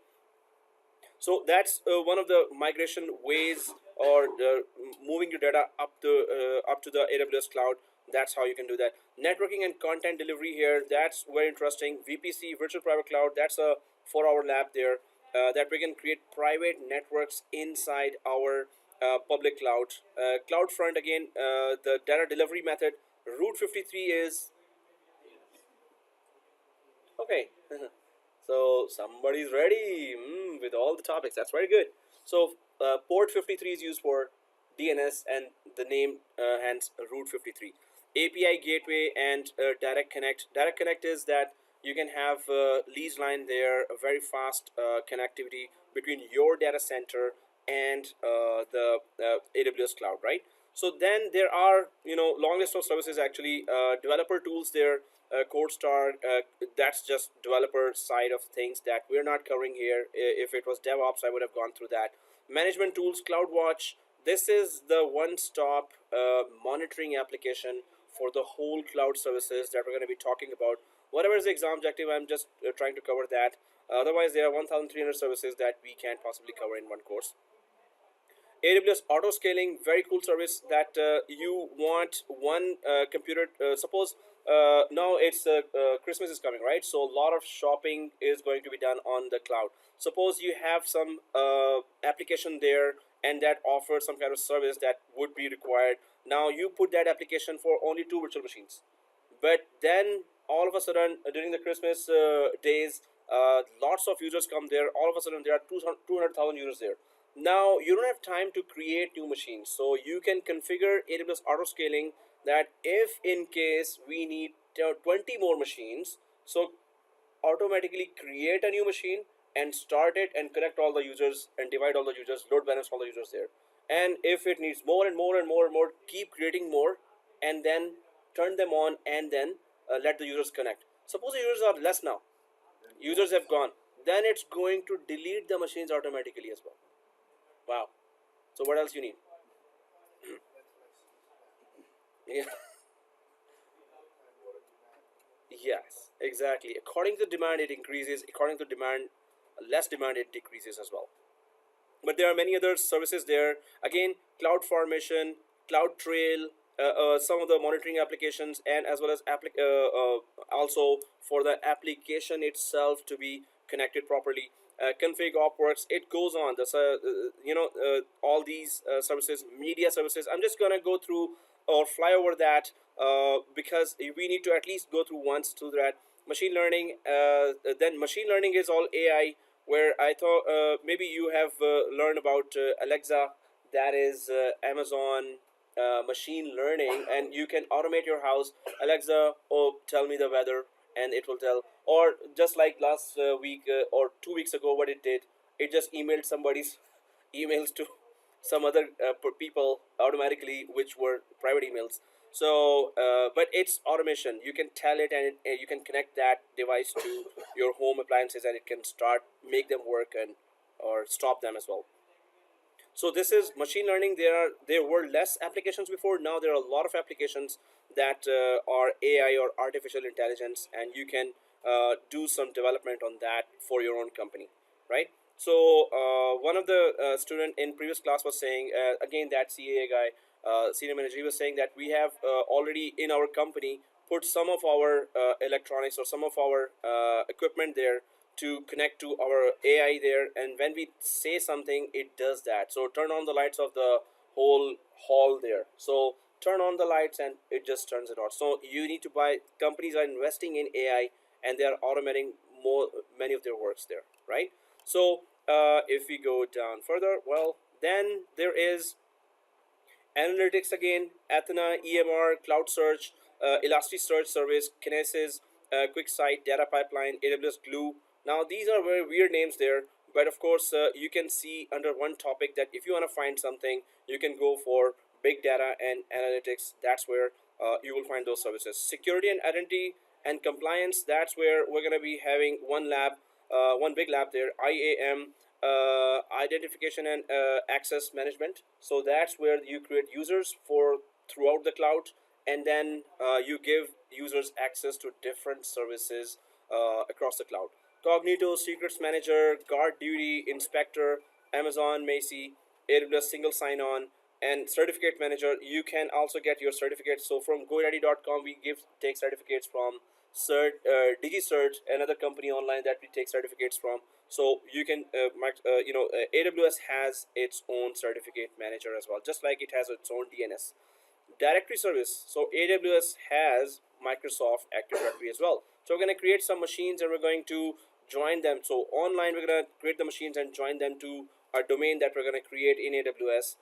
So we're going to use the directory services application there to do that. And then mobile services here, mobile hub, AWS app sync, device farm, mobile analytics. Again, just going through briefly that there are so many of these categories here that you should be knowledgeable about, and whatever you're interested in, you should go. AR and VR, virtual reality, right? And so VR is virtual reality. AR was, there was, hmm? No, something like that, reality. Okay, some reality, right? So anyway, but that's Amazon, this is a service for that, virtual reality, but you can develop it. This is for developers normally. Application integration, again, Amazon MQ, simple notification service, SNS and SQS. This is what you're going to see a lot in many of the other services.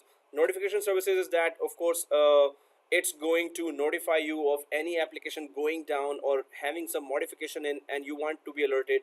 You can go for simple notification service. It's going to SMS you, it's going to email you for all that. Simple queue service is, again, between applications, all the messages can be queued, and this service has to be purchased for that. SWF, again, we're going to talk about that for automation of applications. AWS cost management, that's where your favorite application would be, that AWS Cost Explorer, AWS budgets. So as a cloud administrator, this should be your best friend, AWS Cost Explorer. Before you, suppose you're planning 50 machines there, 2 SQL servers, and then there are rest of file servers and web servers, but you want to know the cost, because SQL servers would have more RAM and processor given to them. Web servers, you're expecting 2,000 users at least connecting to them during the peak hours. So that means processor during that time and memory should be available enough. So that means the cost is different now. So file servers, at least 1,500 you're expecting on the peak times during 8 to 9 to 2, so, or 9 to 5. So of course, Cost Explorer, you give all the input there, and it gives you the estimation that per month you might get this and per hour you might get this. So it will be very good. Actually, it will take you very near to what will be the actual cost, or exactly there. But this is one place, that one application that you must know if you're going into the cloud, or especially AWS cloud. So if you go in the search, if I go on the top, there's a search here, right? So you can just put here any of those service name or any name near to that service that you remembered. It will just get you that. So then this customer engagement, Amazon Connect, Pinpoint, simple email service. Now that is SES, and that's also kind of Exchange server in a very, very, very, very small scale. But it does let you do emailing for different applications and automatic emails as well. Business productivity, work docs, workmail, they're trying to go for SharePoint as a rival, but they're not exactly there. They're not specialists of going for one file sharing service there. And SharePoint is not that small service. It's a very complicated enterprise application. But work docs for file sharing and business productivity, Alexa for business, Amazon Chime. So some of these services, according to the category, you will be able to know easily. Desktop and app streaming, that's where application virtualization like Citrix can also be deployed. But it's app streaming, again, if you have done some Citrix related stuff, so these services will make sense to you. Internet of Things, anyone knows what's that? IoT? So that's where, like, your garage door, if it's hooked up to your Alexa or whatever, when you can sign into it and close your garage door. okay, So anything tell that Alexa. has a brain that can operate something physical in your home. Yeah, refrigerator or lamp having IP addresses now. If they have, then you can just control that. Hey, just stop this, start this, right? So anything that will have an IP address and can be accessible and can be manageable would be, you can control from here. Again, developer side as well as it's a lot of applications. Before it used to be 1 or 2 applications. Now they've kept on adding that because it's getting it's in every it's gonna get in every, maybe we'll have an IP address as well when we are walking. Okay, stop Amir talking, he talks too much. So Alexa will say, I am stopping you. I'm like, whoa, what? Okay, so yeah, so it could just go down to that. Game development and Amazon gave, so this is, so they are trying to offer services for nearly anything and everything that they can grab business from, right? So of course, whatever companies want to imagine there, they will say, oh yeah, we have a service for that. Oh yeah, we have a service for that. So that's why there are huge amount of services and they keep on increasing. But our concentration, our focus would be still on, of course, the exam objectives of AWS as associate exam. So let's just go for that. Now I'm just gonna start my other slide, and we're gonna go through that. Less theory, more lab. I'll try to stick to that. But there's some theory that we still need to go for. But ultimately, now there are a lot of services there that I just briefly talked about, but then there are those services that we will be really working on. Again, there are some estimations there, cost estimation, and what are regions. We talked about that already, that there are regions, there are availability zones, but in which areas you have those: US East, China, Europe, US West, Asia Pacific, South America, AWS Gov Cloud, and Canada, right?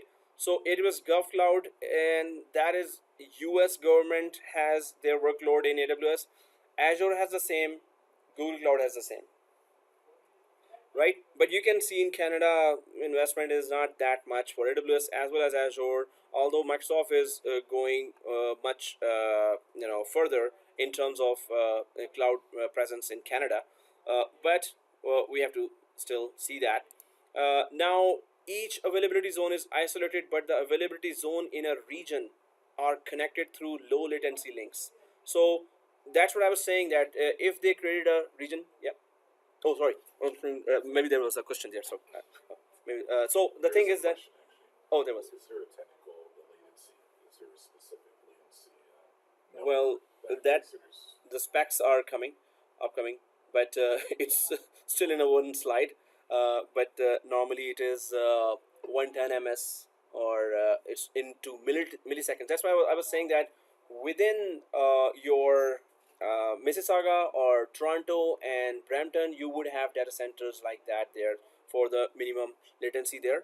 But it is in 110 to 210 range in within ms, that it's just round trip would be within milliseconds. If that's the case, then of course they can fail over, they can make it highly available those services, but the specs are in detail, in depth coming now. So we talked about this already. Yes, global infrastructure availability zones. So region comes first, then availability zones, and then data centers, right? So, and each data center 300,000 servers there. So then when we talk about some of the services there, then we will realize that it is capable of doing that, right? Netflix, yes, we talked about that. So AWS accounts and regions over 4,000 times a day are accessed by Netflix users, and the service uses those. So it has, we have just one account created there, right? So it has 4,000 accounts created there. Now one subscription can hold some level of workload there, right? But if it is 4,000 subscriptions, 4,000 accounts, if they had to create to cover the workload that they have for all the users that they are receiving, right? So that's one thing. Now lab, let's check out the regions inside the AWS console. There is not much to do, but we will discuss about it in a network topic. Well, we just went through that. Okay, there are regions, and if the services one service is not available in a region, it will be grayed out. So if it is grayed out, just understand that the service that you were accessing is not available in that region. But then let's just go to our machine creation, which would tell us some information about our AWS account. So when we create a virtual machine, it uses storage, it uses network, right? So it uses hardware of AWS. Now when we start creating that, it's gonna have a lot of recommendation. It's the virtual machine on which your business, your company business may be running, right? Some of the very critical customized workloads would be implemented on virtual machines. So what type of virtual machines are there, and how do we create and how do we connect then from here to the virtual machine? So you'll be connecting from your laptops and desktops to that virtual machine. So there is one virtual machine that we're going to create, and one will be your assignment At home you must do that. Google it, YouTube it, because there are so many videos that, or you want to do that here, we can do that, but it's your assignment. So when I create the easy one, Microsoft machine, right? We're going to connect to that machine, but then you're going to be creating a Linux machine, and you're going to be logging into the Linux machine yourself, right? So take it as an assignment. You have 1 week, right? It's gonna be a little different than Windows, but the main idea behind is the same. So let's try to get familiar with our environment, because we're going to be creating a lot of virtual machines later. So let's go first there and try to check it out. And each page, let's just try to discuss that. What are the features there, and what are the recommendations there? Especially the security features between AWS and Azure are different. So you would find Azure a little less secure, which is strange. But how I'm saying that, once you go through both of those wizards, you will understand right away that what I was talking about. There are some security requirements. So if everyone's logged in there, let's go to, so you must have clicked the services here, right? Like this, services. You must have clicked the services. And then do you see EC2 here? Now what is EC2? Elastic Compute Cloud, right? So that's the weird name for a virtual machine, right? It's just a virtual machine. That's it. EC2. Did you go to EC2? How many EC2s you have? What are you talking about? Virtual machine. Okay, so EC2, let's go inside there, because that's where we're going to spend a lot of time other than storage and networking. So if we go to EC2, then this is a full dashboard. Like, it's a long list of features that you need for virtual machines: security, scalability, automatic deployment, reporting, and cost saving. Then there are instances, spot requests, reserved instances, dedicated hosts, scheduled instances.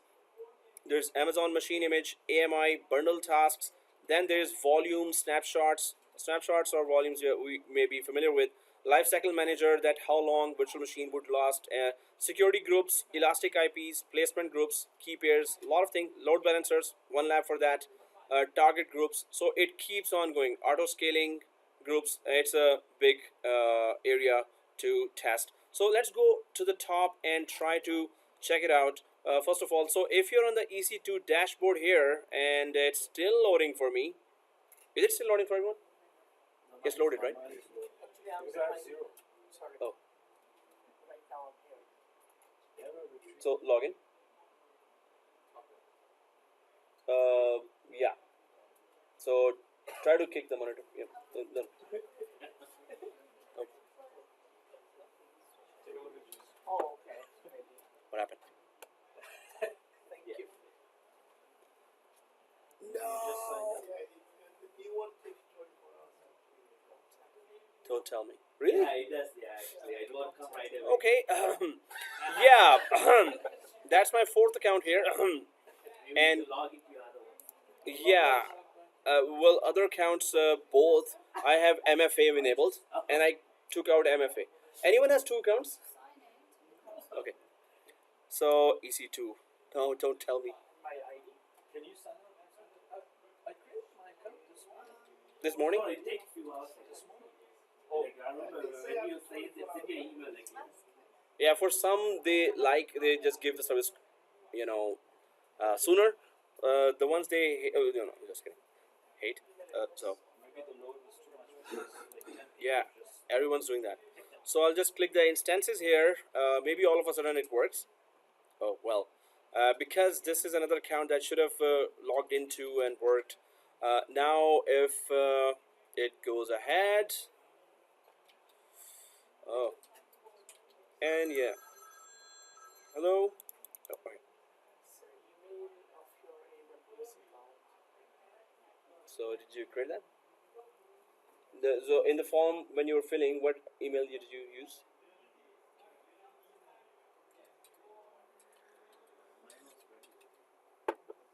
Yours one? No. Okay. So maybe I can remotely connect to somebody's account and oh, okay, there you go. Or not go. There you not go. And yeah, definitely not go. Oh yeah, it's also check your credit card activity to see if there's a $1 authorization. This is not a charge. You may need to contact your card issuer. Okay, we get that, guys. I will just try to get that service there. Now I can connect remotely to anyone's machine because yeah, I was not expecting that at all. That it's not gonna work for my two accounts. It was always working whenever I start that. So I can connect to anyone's. Oh, you're logged in, right? Yes. Yeah. Huh? Oh, you're the same issue. I thought you were saying you can use my account. No, you have the same issue. Okay. How So, are you connected HDMI? yeah. So through. No, I can just go for. Oh, you have a VGA there, but yeah, recording I is do going on. have VGA, yeah. I do. Okay. Resuming. So, resuming now, guys. So what happens is that. Oh. Okay. So what happens is that we're going to. It's still reaching my screen. Yeah, it's on the cables. So it's there now. So I'm remotely connecting to Anwar's machine. Thank you for this. And what we need to do is instances. Let's go to instances and click the launch instance there, because there are so many areas that we need to understand when we are launching an instance there. So I hope everyone is there. First of all, I'm on the Ec2 dashboard here. Then I have clicked the instances here. So let's click the launch instance. Once you click the launch instance there, then the whole list of marketplace of instances come there. There is AMIs. Now we haven't created our own golden machine. Golden machine means that it's a template machine where you have customized settings according to the company compliance policies, and then you upload that machine here, and then you create images of those. Well, that is an image, and then you create clones of that machine, right? So Is it, are there already sysprep banned? Like, we have to do that. okay. Yeah. So sysprep, and yeah, before that, install all the applications and everything. So, and then we can upload it. So now when we sysprep it, suppose we're still talking about that. So it will be either in Hyper-V or VMware ESXi. So the virtual machine, virtual disk would be .vmdk in VMware case, or it would be .vhdx in Hyper-V case. So in both cases, we have to convert it to EC2 format for it to be usable there, right? So the converter is actually the name of the converter is Starwind V2V converter, right? Starwind V2V converter. So you can just convert VHDX to VMDK and then upload it if you have that way for the AWS. Otherwise, you can go for other converters as well in the market. But now, so we don't have my AMIs or Amazon machine image. What is AMI? Amazon machine image. So we can upload our own company machines and then create clones out of those machines, customized with company logo and all customized software there. Suppose it's a hospital, so maybe you want to put some hospital application there, the client side of that, and put that image there and make it available globally for your other hospitals across the globe, maybe employees for that, right? But AWS Marketplace, the second thing is, now if you click the AWS Marketplace here, that's where ready-made machines, so machines with either Linux or Windows operating system and any of the enterprise applications already installed as an image, trial versions of that are available to be sold here. You can just buy that per month subscription for that, and then all these machines with working software, but not customized, of course, you will customize yourself. Working software in AWS Marketplace are available, right? So that's a long list of services that are available, ready-made software that you can install there and create your lab or just start offering those services.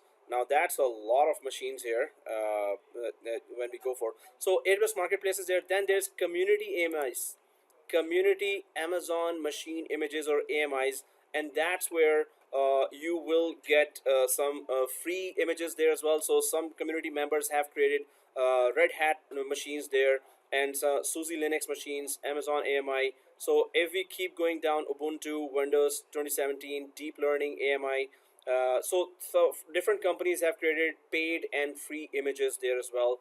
And you can see on the left side what kind of operating system you want, architecture, 32-bit, 64-bit. Still older applications are supported. That's a very good thing. Some companies are not letting go of their 32-bit software for some reason. but then you can just put that software in 32-bit virtual machine as well. And then root device type in EBS or instance store. EBS is elastic block store. So our Hyper-V virtual machines virtual disk is called virtual disk, or its format is .vhdx. So EBS is the virtual disk of the EC2. So EBS is a virtual disk of EC2. What does that mean? EC2 is a virtual machine. So Amazon calls weird name to a virtual machine EC2, right? So EBS is actually an elastic block store. It is offering storage, but that is a virtual disk. So if you say that Amazon's virtual machine has a virtual disk, so you'll be saying Amazon's EC2 has a EBS. Right? See, so easy. Oh, okay, it's not that. We just need to get used to the terminology. That's all, right? So you can have EBS there, or instance store is just another type of disk that you can put there that is highly available. But we'll talk about storage in depth as well. So if we go up there, and there's a quick start that where we were actually. So let's click that quick start there.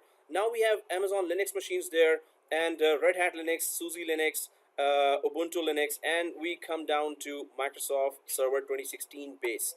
Let's go to this is the 7th one from the top, right? So if you're in the quick start, let's go for the 7th one here. Yeah. Yeah, see this? Quick start. No. Oh, To get there. to get there, yeah, we had to go to instance. So I'll go to EC2. And then from EC2 on the left side, I see instances. Yeah, I got there. Okay, click the instances and then launch instance. Launch instance, right? Yeah, that's the list. Oh, quick start again. That's what. And then, yes, it's the quick start here. So this is the list that we are going through right now, right? So if you go down a little to the 7th machine is Windows Server 2016 base machine, right? So once we go to the Windows, why are you not? Oh, just kidding. Sorry. But thank you for this. I owe you. So okay. So here, Microsoft Windows Server 2016 base, and then click select. Now, when you click select, there's a variety of virtual machines that you would want to select. But of course, our favorite one will be the green one, free tier eligible. Let's only stick to that. So free tier eligible, but you can see here the type T2.nano, T2.micro, T2.small, and then T2 medium, large, X large, 2X large, then T3 nano. But you can see that they are general purpose machine. General purpose is that whatever you want to do with that. But if you go down to the categories, there is there, and it keeps on. So you can see here general purpose still is there, but now you can see the letters are changing. T3 dot medium large. Whenever I go to some machine here, it is just showing you the processors. This is the storage, 2 disks here, and then the processor. So vCPU. Sorry, this is the vCPU. This is the memory. This is the storage. So the machine gets larger and larger. Of course, you're gonna be charged for that. M5D.4x large, M5D 12x large, and there are 48 processors there, 96 processors there, 384 gigs of RAM. That's huge. That's heavy, right? So if you keep going down, that general purpose finishes here, right? Then comes compute optimized. You want to do that, Bitcoin mining or something. So you can go for those machines as well here. Compute optimized, and then they go for. So if you just hover over there, you can see their compute optimized instances have a higher ratio of vCPUs to memory than other families, and the lowest cost per vCPU among all Amazon EC2 instance types, right? So it tells you the purpose. General purpose, it just says that in the pop-up, general purpose instances provide a balance of compute, memory, and network resources, while the compute optimized says it has more vCPUs than memory, right? So you can understand that, oh yeah, we need a SQL server for that, we need more RAM or vCPU or both. So then you can decide that, okay, whatever memory and processing is available there, we're gonna go for that. But it's compute optimized with 4 vCPUs and 8 gig memory. So, but it is more processing oriented. So if we keep going down here, then there's FPGA instances, again provide customizable field programmable gate arrays that can be programmed to create application specific hardware accelerations along with higher CPU. So your application really needs a accelerated hardware there for input output IOPS for the hard disks, right? Or the memory is much more concentrated there. You would go for these type of machines. GPU graphics, actually that would be more suitable for Bitcoin mining and others. GPU graphics, of course, for graphics application, AutoCAD, and all other applications, plus streaming services, especially for graphic services. Now you have specific machines here that concentrate on GPUs. GPU graphics instances provide GPUs along with the high CPU performance, large memory, and high network speed for applications requiring high performance graphics. 3D visualizations actually, graphics intensive remote workstation, 3D rendering, video encoding, and virtual reality. So you can get that, okay, there are specific machines for specific tasks there. If you keep going down, memory optimized only, you need a lot of memory for that. For that, you would go for only memory optimized area of that. And it goes on and on. Storage optimized, memory optimized, right? So this is for, you need a lot of IOPS in the storage. You need SSDs especially. Then you go for these type of machines there. What if I just like instead of like buying, this, right? If I just like, Then you need a platform to connect to. So maybe it's a that dumb terminal, like you can just go for thin no dumb client, which is just a screen, keyboard, mouse, network, right? But you still have to connect to somewhere. So better have a local disk available with an operating system. So you want to have some browser. Better if there's a Citrix environment there, or remote desktop services, which is like Citrix, then you can do that. Otherwise, yes, a very low cost laptop would also perfectly work in this environment, because the whole processing and memory is being done on VMware side, or AWS side. Sorry, VMware side, AWS side. Yes, you can just go for tablets. You can just go for cell phone and start 10 machines there, configure everything. But yeah, cell phone is way less, small screen, right? I tried that and it was annoying. So, but I get to do some tasks while I was running, and I didn't do that, and so I was able to do that. Definitely, yeah. So all the processing and memory is doing somewhere else. So yeah, why not? So guys, let's go up there. We get to know that these are all the types of machines, and you have a variety to choose from. It is already selected now, free tier eligible. So we can just simply select. Down there you see configure instance details, right? And yes, AWS. There's an app for AWS in your cell phones. You can download. Yep. So we can pick it up any of the general purposes. Actually, we can technically, yes. Because, for example, if we want to use that with 4 GB RAM with 2 CPU, with 14 line, would it be occurring charges? So yeah, just one machine, free tier eligible. You see the green one, right? That's the only one we can use. Well, we can use any of those, but then charges will be. So if we use those one with the charge occur, what if we completed the installing and That is the best approach. So at 2 o'clock we're gonna delete whatever we create. But yes, it will be per hour some cents, so and it's gonna tell you. Sorry. charge will occur what is way past Exactly. So if you've powered on some other machine, yes, it will be maybe 10 cents, 20 cents. Suppose you just use it for 1 hour, 2 hour. So that's doable. I would like to better understand that too. Yeah, sure. Sometimes they ask like, well, decommission soon. And when it's in the cloud, it's a little different. Like, you're deleting the space, the actual VMs. Oh yes. Are you going to back it up and keep the backup of it and it's still available? So when you're, suppose there's a machine there up in the cloud, and it is, suppose it's SQL Server. Now it needs to be, if you want to decommission it, and decommission requires migration as well, or just decommissioning is the only stage there. So of course, take a backup of that, as you said, and then just simply uninstall the applications inside. So if I would decommission in a production environment and on premises, what do? That's the same thing up there, but once operating system and everything is down, you shut down the machine. The shutdown machine also is incurring charges. Yeah. So better delete the machine, because what happens is the shutdown machine plus the storage connected to that. Storage is also separately available, that will incur charges as well.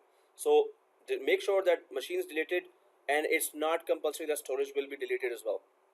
It's stored at a different area, so you have to go to storage. Now there is a function there that if when you're creating a machine, now it's going to come that there's a option there. You check box that if you delete the machine, storage should also be deleted. If we don't check box, then we have to go to different areas. We have to remove security groups, virtual machines, storage, networking. You have to separately go there. So we're gonna do that deletion every time. So we're gonna go to those areas. Some security groups, if you keep, they don't incur charges. Network IP addresses you keep, they don't incur charges. Storage, yes. Virtual machine, yes. But others will not. So some of the things we are going to keep, and by the end of the course you will have so many security groups there, right? But you won't see a cent being charged there. So definitely there will be different components, and if we forget anyone, we are getting charged for that, right? So what are those components? We're going to talk about that too, but we're going to be deleting, so we're going to know as well. So let's go for that configure instance details here. Once we click that, that's the next most important area there. And in this, I'm just going to make it a little bigger screen. So first of all, number of instances. Right now you can, we haven't configured auto scaling group. Otherwise we could have just put there, when I'm finished, launch. Right now also I can launch 10 instances. I just put the number 10 here, and it's going to launch 10 instances right away. But of course then we're getting charged, right? But that's again some cents per minute, per second, sorry, per hour. Seriously, what's wrong with me? What's in this coffee? Okay, anyway, let me blame it on the coffee. Anyway, we're gonna separately configure that. Request spot instances now, because it's there, otherwise it's a separate topic. Spot instances are that you, the compute is available as an auction. So some companies go for, okay, I need 20 machines or 2000 machines for next 6 hours, and I am willing to pay this kind of price. So you put some price there. So in the market, suppose the price is 50,000, you say I am willing to pay right now for next 6 hours 20,000. So spot instances are if AWS accepts your auction, they will let you to use a compute capacity for 6 hours or whatever time you need. If somebody else comes and says, okay, for that same whole specs, I'm willing to pay 21,000. Amazon will delete all your machines and give that compute capacity to that. So you'll be willing to only put that kind of data there that you want processed very fast, because end of the year, every company wants to process their whole year of data there, right? So it's really something serious. So companies want to save money, and you must have a backup there already somewhere else, and you want to have a cheapest compute. One company actually used that. They went for other cloud solutions where we want to run our data for the whole year, but we need processing speed because it's huge data. Other cloud computing said that it's 100,000, it's 100,050. So Amazon, they only went for $40,000 to process all the compute. So they saved huge money just to have temporarily process huge amount of year-end data, and they save money for that, right? So spot request spot instances is where you auction, where AWS auctions. So now you know thousands and thousands and thousands of servers are there in data centers. So it's not guaranteed that every server is being used. So there's a large amount of hardware that is just sitting there doing nothing and costing them Amazon as well. So they then auction compute as well. That is the concept of spot request, right? But we're not going for that, but we need to understand what is that, right? We're going to especially talk about that later as well. Now then there is a network. VPC, when you see the word VPC, it is virtual private cloud. This is your network given by AWS. So what happens here is, as soon as you created a subscription account here, Amazon has created a VPC for you. It's a private network created for you where we are about to launch a virtual machine here. We can launch any number of virtual machines here, right? But we can create our own private networks as well. 5 of them we can create. And within one private network, we can have 200 subnets inside, right? So 200 subnets and whatever number of virtual machines you want, depends on how much you want to pay. So we don't want to create VPC now, but later, this is a 4-hour lab that we're going to do later as well. How to create private network in the cloud. but this is a network given to us by Amazon by default. So whatever we storage, networking, and machine we create, it's gonna be created inside this subnet. No preference here, but if you want to go for, as soon as you do the drop down here, you can see USEs 1C, 1B, 1A, 1D, 1E, 1F. What is that? Yes, sir. It's the data centers, exactly. It's normally the availability zone that we're talking about. There are 6 availability zones right now, and each availability zone has 3 to 6 data centers. Yeah, you were saying any question? Sorry. Oh, that was okay. So here, so availability zones. Now you want a machine to be highly available between among 2 availability zones. Now that is one region still, right? Or you want cross region availability. That is East Coast, West Coast. Now depends on then how much you want to pay and how critical is your workload, right? So but right now it will decide our availability zone for us. It could be within that region, any of the city's data center, it's going to create that machine, right? So so it is just, you want to prefer 1C, 1B preference, you go for 1B, 1C, it's okay, it doesn't really matter. But it will matter.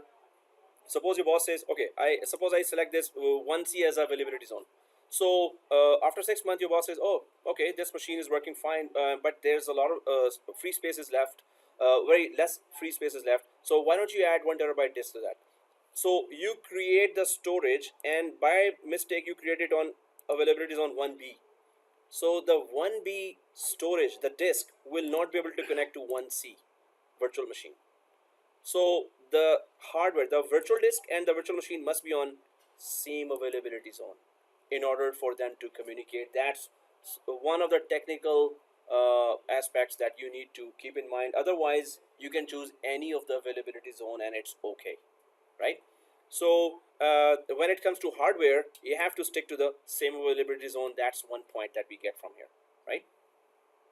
So here, subnet and then auto assign public IP. Yes, we need a public IP because we need to connect from our laptop or desktops to that machine that we're about to create now. So it's gonna give us a public IP, right? So and then there is placement group, add instance to placement. So we can group together the machines as well, but right now we're not gonna do that. Domain join directory. This is of course, if you have created the active directory, we're gonna create later. The good thing about this is that if you create an active directory for your company, so it's abc.com, you can create that abc.local. So if you create that virtual machine within the same availability zone where the active directory was created, it automatically joins that machine. During the creation of the machine, you can say, yes, I want to join this domain. So when the machine is created, it is joined automatically. That's pretty cool. You don't have to really go there and click the join task and everything. So we're going to do that lab as well.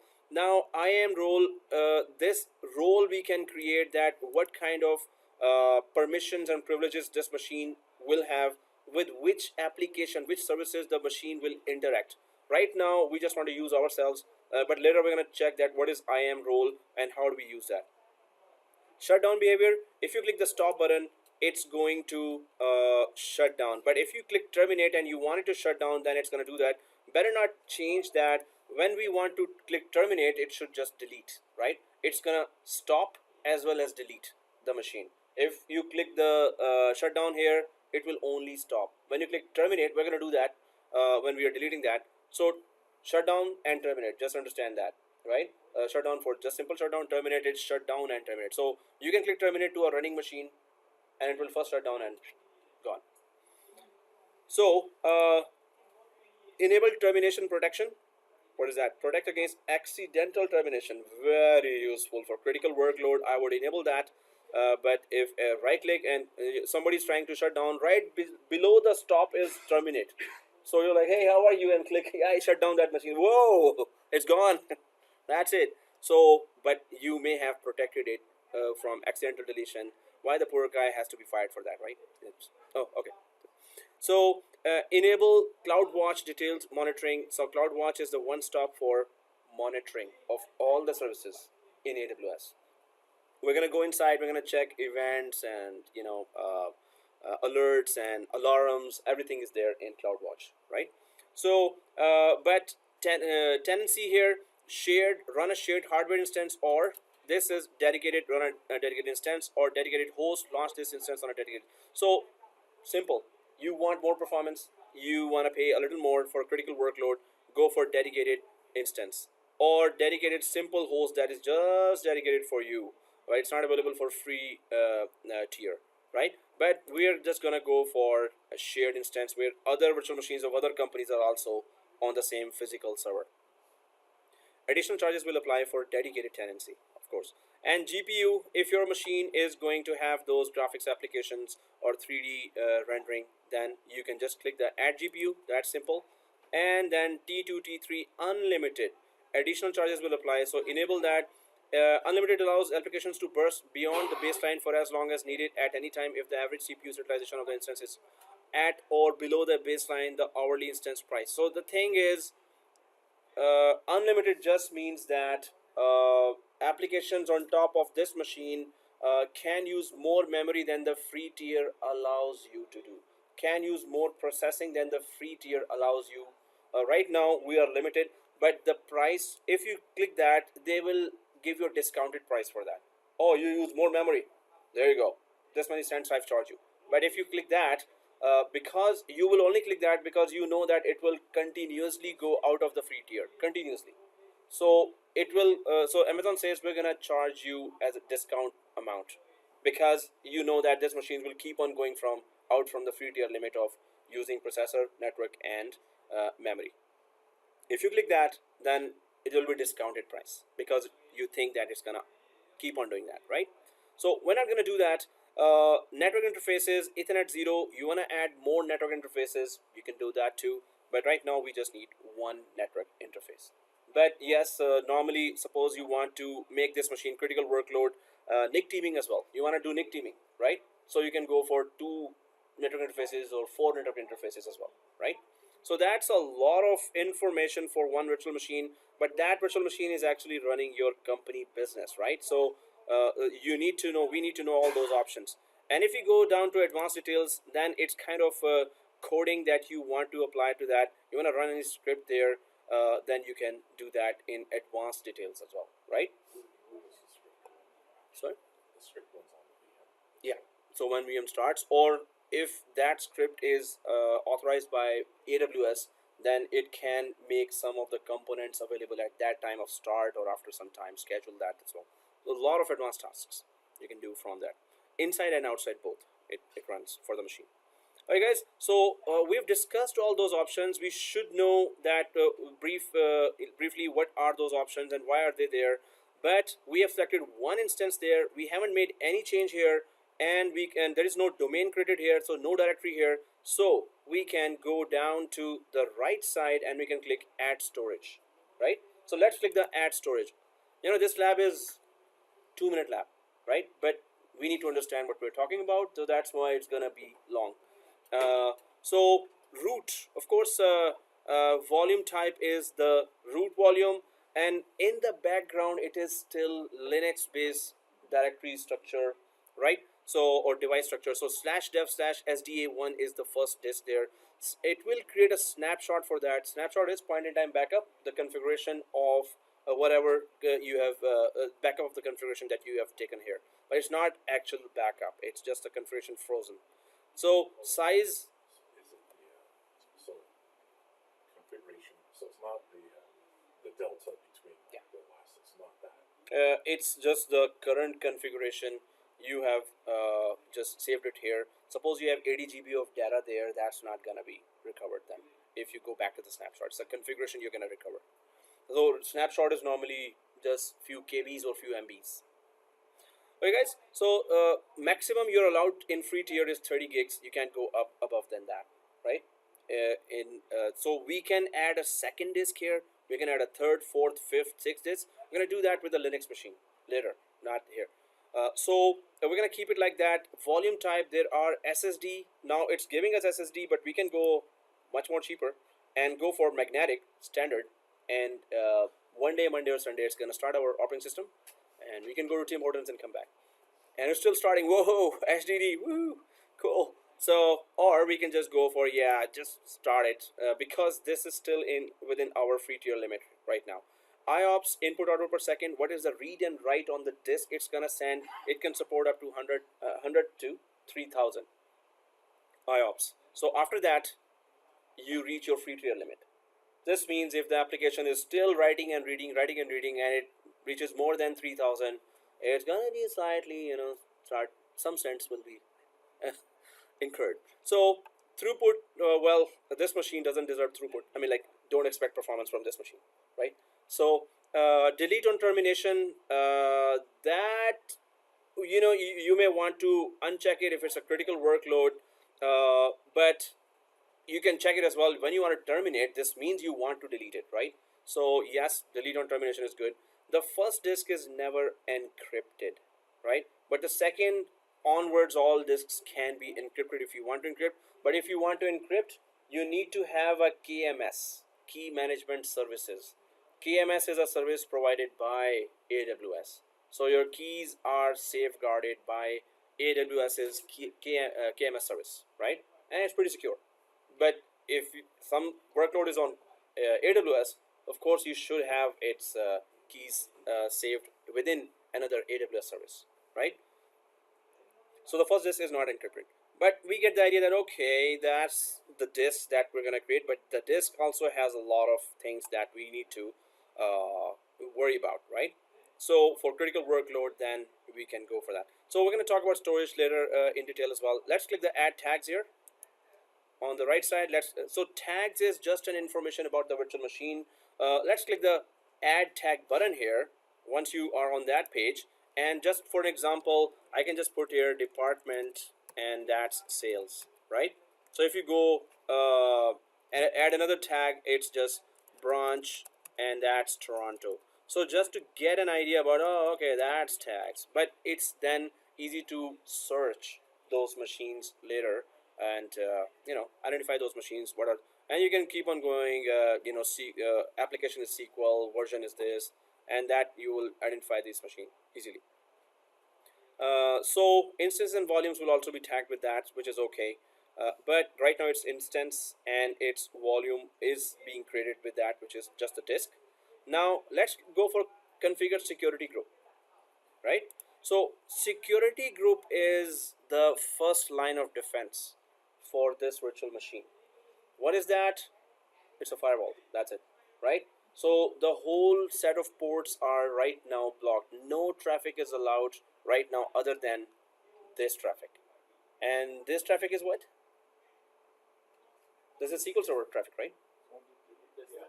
It's a remote desktop traffic. Exactly. We can just remote desktop into it. But no other traffic is allowed. But you can go down this, drop it down, and you can see all ICMP, SSH, SMTP, DNS, HTTP, POP3, LDAP, all kind of other MS SQL. So if it's a SQL Server machine on a Windows, definitely you would go for then MS SQL, and so that would be the other one. So RDP, you still have to RDP. This is a must. Otherwise, how would you connect that machine, right? You must have an RDP for a Windows machine.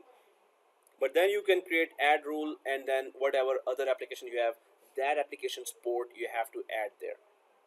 DNS or any other application, or if it's a VMware vCenter there, that's a long list of applications. If an Exchange server, within that, it's a long list of ports there that you need to add there. But of course, this is a firewall. This is the first thing. So RDP, TCP, remote desktop, we can remotely connect to that. 3389 is the port range there. Now, where do you want to connect it from? Right now, it is anywhere, anyone. But that's not the only way to connect. Like, we can keep it right now 0000, which means from anywhere we can connect. But the next feature would defend us. This is the first one, first line of defense, right? Open the ports or not open the ports. Second line of defense is that it needs a key pair. That is upcoming now. Key pair is, we're going to see that you need to have that file available. And if that file is there, you can enter the machine. If that file is not there, you can't enter the machine, right? So that's another line of defense. But here, obviously I would want to put the WAN IP of my company's DSL router. Whatever WAN IP I have of my company, I would just put that. So how would I know what is the WAN IP of this?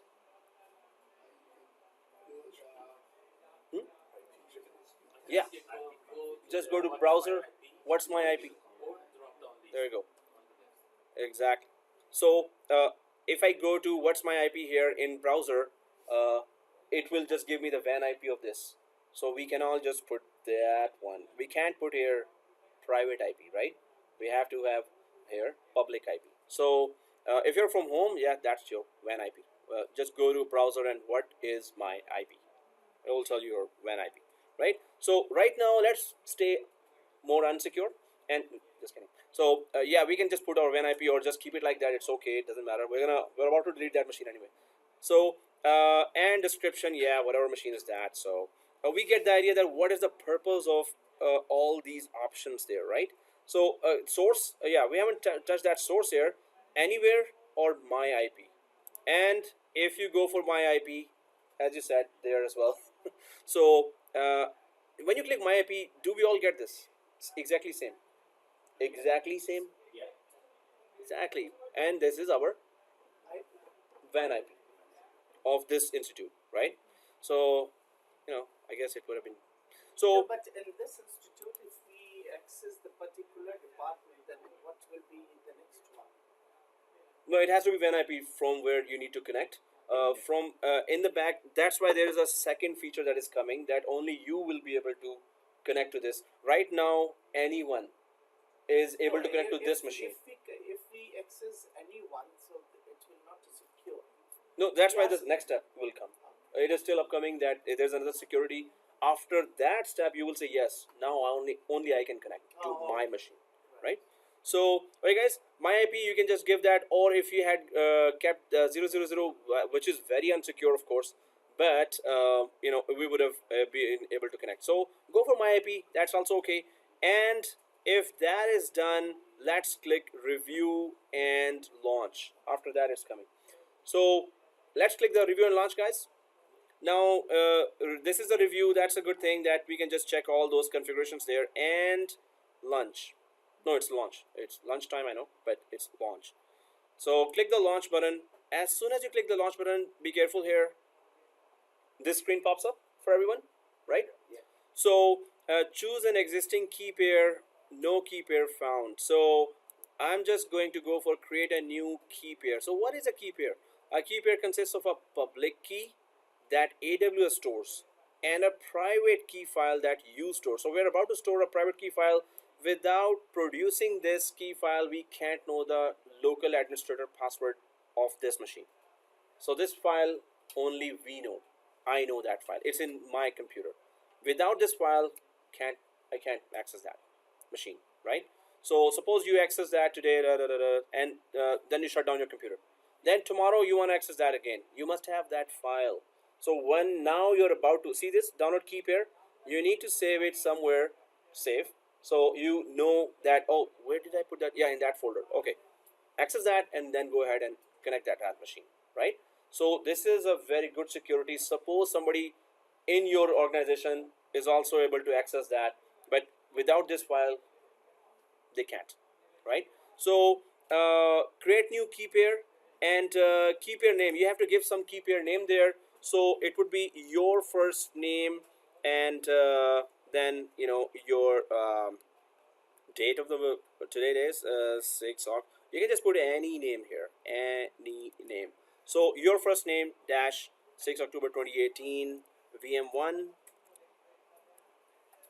or just because that. So now this key pair you can use with second machine, third machine, fourth machine, 20 machines, 200 machines as well. Same. Or you can create key pair for every other machine separate. It's up to you. You can either use the same, but that file has to be there to be used. Otherwise, if any other computer somebody wants to access that file is not there, you're safe. That person cannot connect, right? So we understand that now you have to save it somewhere safe. Next class you want to use this key pair, it's okay. Otherwise, create a new key pair every class because we're going to be creating virtual machines. it should be accessible. So maybe you even put it on a cloud, another Dropbox, and then you just access download from there every time and just save So them. how can I, if you have multiple Windows machines, does it use the same admin? It can use the same as well, Or you same can, key, or you can decide that you want. and you can decide. Yeah, if it's a critical workload, definitely for each I will just use a separate key pair. It's up to you as an administrator. Because I was just wondering if you decide, if you choose to launch 10 instances, or if you have the scalability factor, right? How does that work? It would have to be the same key. Exactly. Otherwise, or even 100 instances. Yes. If it has to be separate, then it's not technically viable. So download key pair. Without that, of course, the launch instance is not even letting you click that. So go ahead and click the download key pair, and it's gonna ask where do you want to download. And oh yeah, it's already actually downloaded. You can see here on the left side, if you flick that, it has downloaded in the downloads folder, right? So if you click that and show in folder, right? If you click that and show in folder, so that is the .pem extension for that private key that now you should know. So in your case, it's the downloads folder. Thank you, sir. So this is the key. Now I understand that it is, or I need to remember that it is in this path. So minimize that and launch instance. Oh, okay, that was echo. Okay. So launch instance. Done. Your instances are, well, there's just one, are now launching, but we can just go to this ID that has unique ID that's been given to just this instance, right? So let's click that unique ID. Now you're on the dashboard here. Suppose there were multiple instances, it would have all shown there. Right now it is instance state pending and status check is initializing, alarm status none, public DNS is this. So when we connect, now you're going to see that it is securely connecting us because it's going to require our private key to let us connect. So this is a public IP that has been given to your machine, and this is your public DNS or the name that has been given to your machine. And the good thing is that suppose you had multiple key pairs, you can just see the name of the file, so you can search that as well. That key pair, this is the key pair that I use for to unlock this machine, right? So we can understand that, okay, that's the virtual machine. It's running now, initializing still, but its instance state is running. And this is above that you see all the information. Then there is down here. So keep it selected here. It's selected for me 1C. Yeah. I'm in the launch status. Okay. So click the launch. Now launching. Yeah. Oh, it's now launching. So you see a key there. Yeah. Weird key, alphanumeric. Just click that.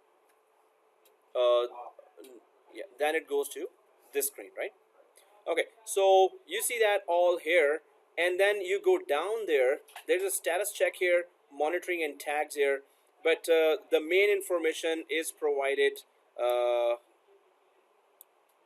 here, and that's what would be very interesting to know. Security group name is Launch Wizard 1. Now suppose you have 20 virtual machines there, so security group name would be Launch Wizard 1. Got somebody watching Facebook or YouTube, huh?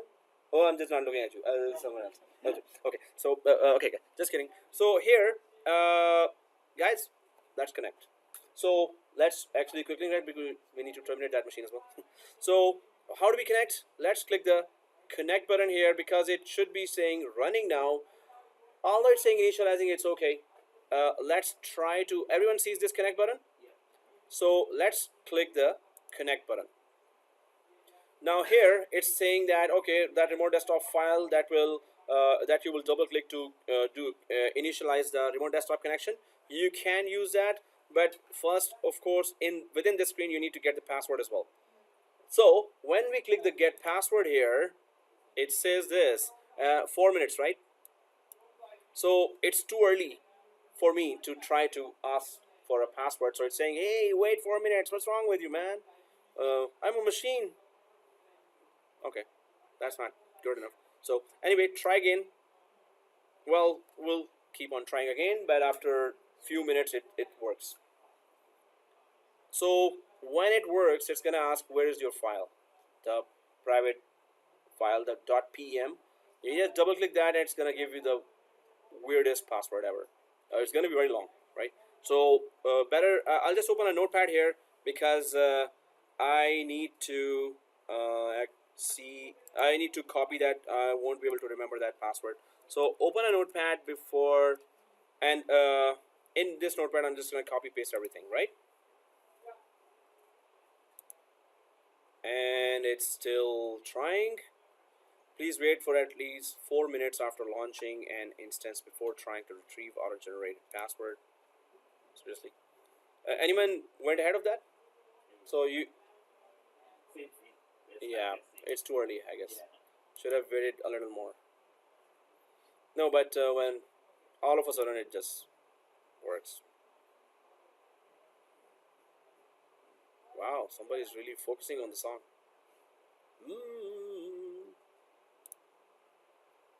It's really scary, actually. No, if you say it that way. Come on, 4 minutes. You kidding me? Oh, it's IT 4 minutes. It's computer 4 minutes, right? Windows had made us very patient about that. For my Football 4 minutes. football. Oh, okay. I'll close that. Sometimes it is just stubborn. So I'll just click connect again and get password. And there you go. 4 minutes again. Okay. So, well, if I click close again and click connect, well, I can just download. Oh, well, at least I didn't download that. So I'm just gonna download this download remote desktop file. Wow, the guy is really passionate right now. Okay, I think it's karaoke or something.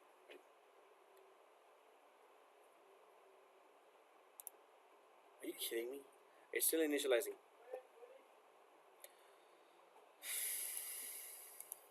Okay, well, we can just release our frustration like this.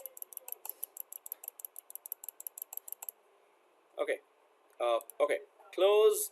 It's still initializing. So, well, so guys, while it is still initializing, and we need to really connect to it before we leave. So, other than that, so assignment is please create a Linux VM. And you have to take screenshots of that and put in MS Word and send it to me. If you need help after 3 days of this assignment, like you tried and you couldn't, because once you go for it, Google it, create a Linux virtual machine in AWS, there are so many videos. The documentation is immense. Just follow one video and you'll be easily able to do that, but it's not straightforward as this one. So let's see who takes the challenge. Otherwise, I'll just create the machine for you next Saturday, right? So please create a Linux VM and connect to it. Oh yeah, do not use Red Hat Linux. It's notorious. So go for the top first one. That is Amazon Linux. It's the Amazon machine. The first one is Amazon, right? Go for that. It's really user friendly. But the hint is, it's not a hint, you're gonna see the lab.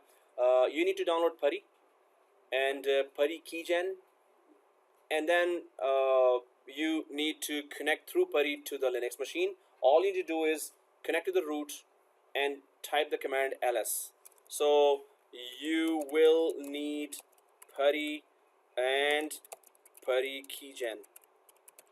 Try to explore, give yourself challenges, do it, make sure it happens, and then also make sure that you log in with root and type the command ls. ls is like dir in DOS, right? So ls contents should be showing there, right? So it's not straightforward, but take the challenge, do it, and make it happen, right? There are so many documentation.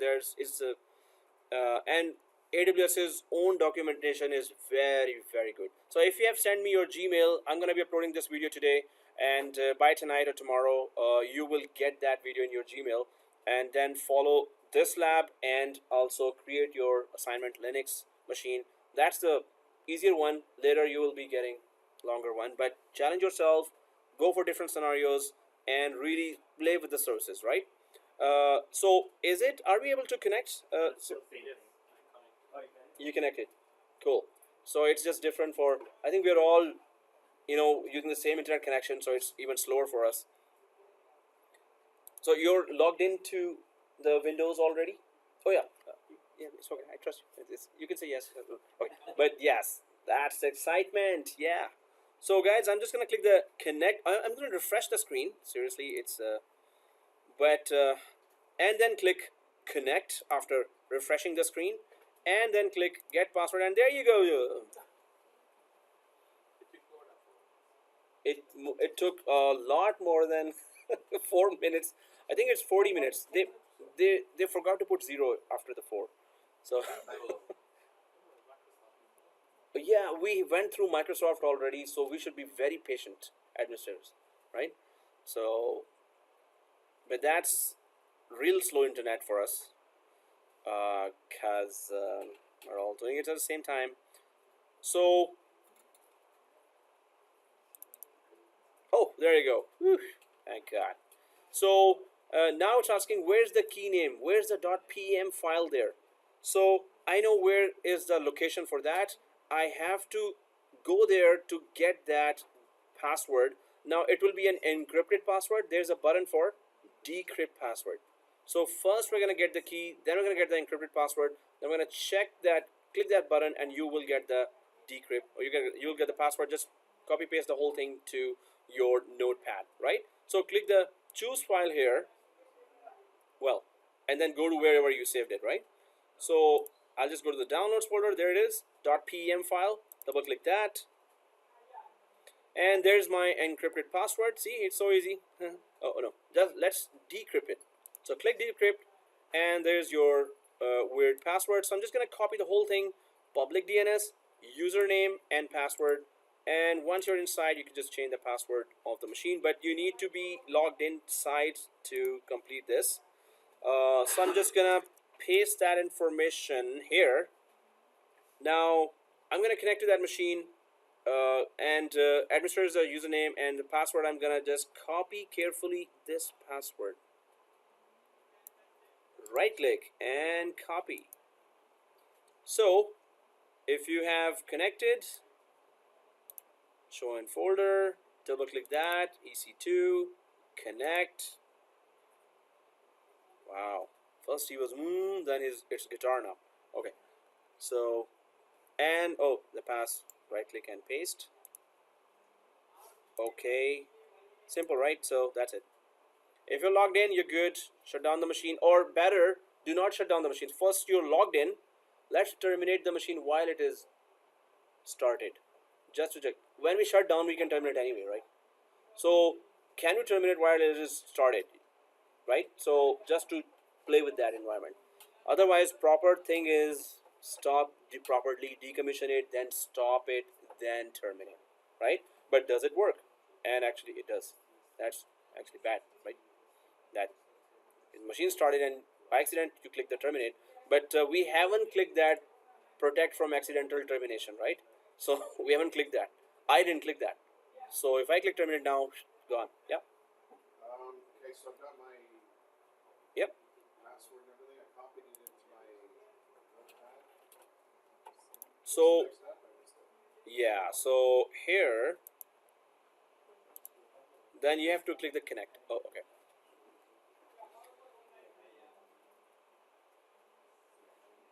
Okay, guys. So if you're logged in, just shut down the machine, or you can just stop the machine and terminate it, or simply terminate it directly. It's gonna work both ways, just to check that does it work really. So we have to be careful as well that, oh well, it's started, it actually terminates successfully even if it is started.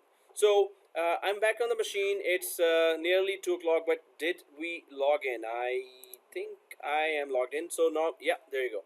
So we're logged into this, and the machine is right now, it's right now, this is the DNS of that machine. and I can just connect to that with my RDP. But if you had SQL Server or any other application, you can't connect because you didn't allow the port for any other application other than that. So when we do load balancing lab, then we're gonna go for port 80. We're gonna and then install a web server inside, and we're gonna load balance between the two machines, right? So we're gonna play with that security group and keep on adding more machines there. So right now, go ahead and shut down. We can properly shut it down. If it is logged in, right click, shut down, and go ahead and terminate. That's the only thing we created. And yes, with this termination of machine, it's gonna delete the disk as well, because that's a root disk. So I'm just gonna shut down this machine now once I logged in. And please do perform that task there. Okay. Yeah, so if it is selected, you see the action there, and instance state, you see stop, reboot, and terminate. Right? In the actions, stop, reboot, terminate. So we're gonna create bigger labs with a lot of components later. We're gonna have to delete all of them. And there, you're gonna discover that in Azure, there's a very cool feature where you can connect all the components to one folder. And then at the end, if you want to delete everything, you can delete just one folder, and everything related to that folder will also get deleted. Container. But that service is not here. Well, I have yet to find it. So the keyword that we use is actually used for providing us the admin password. So Keeper, yes, exactly. Anybody, if the first level of the firewall is open, everybody has access to the password and connect. If the password is known, yes. But if you want to again know the password, then you have to go to the key pair again. If you don't want to go for your password, if you want to access that machine again, yes. Then, so terminate or not terminate? To terminate or not to terminate? That's the question. Oh, okay. So terminate. But it says on an EBS backed instance, the default action is for the root EBS volume to be deleted when the instance is terminated.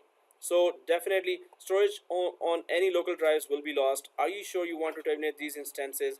So the default action is the root EBS will be deleted. So we know that. But if there was second, third, fourth, hard drives, there are EBS drives, they're not gonna delete unless we want them to delete as well. When you create we're gonna do that lab. We're gonna create a second hard drive. We're gonna attach it to an existing machine. When you're creating the drive, second volume, maybe 1 terabyte, at that time you can select you want it deleted with the machine or not. So, but the first one gets deleted with the machine. Others, manually, you have the option. You don't want them delete or you don't want them delete, right? So click yes, terminate. So now it is shutting down, and it's gonna delete. So some of the labs, when we delete, of course nothing gets done right away. So when you go home, connect and make sure it's no longer there, right? So in the background it's deleting, it's using their hardware. So even if you sign out now, it's deleting in the background, right? So but if you want to see that, hey, I want to make sure it's gone, good luck, you have enough time for that. So it's not gonna show you right away. So if it is deleting, leave it. Yeah, it's still see that. So terminated is now showing there, it's good. Other components, Does it ever disappear from refresh, yeah, after that. that? Yeah, then it will take time to for it to. But it's technically it's gone. Yeah, it's gone. Okay, guys. So see you next Saturday. But then now we have a lot of labs there, a lot of hands-on plus theory as well, of course. So Linux machine, go for that and create it. It's a bit more challenging than this is a straightforward one, and you're seeing that. That one you have to follow. Google it. If still you're not able to do that, we're gonna do that on Saturday. If majority were not able to, but challenge yourself, play with those options and play with those services, and try to have different scenarios and check it, right? So just create that machine and ls until ls, which is giving you the options, directory services there, right? Or just the folders there. Reach the ls and type the ls and press enter. Ls is just like dir, press enter and you see all this, right? So okay guys, see you next Saturday. Oh yeah, this video will be uploaded by tonight or tomorrow. Otherwise, you have my number and email. Follow up with me if you don't receive the video by 2 days, or if you don't get the Google group invitation, right? So then email me, right? Or text me or WhatsApp me. And if somebody gets the and if somebody gets the book,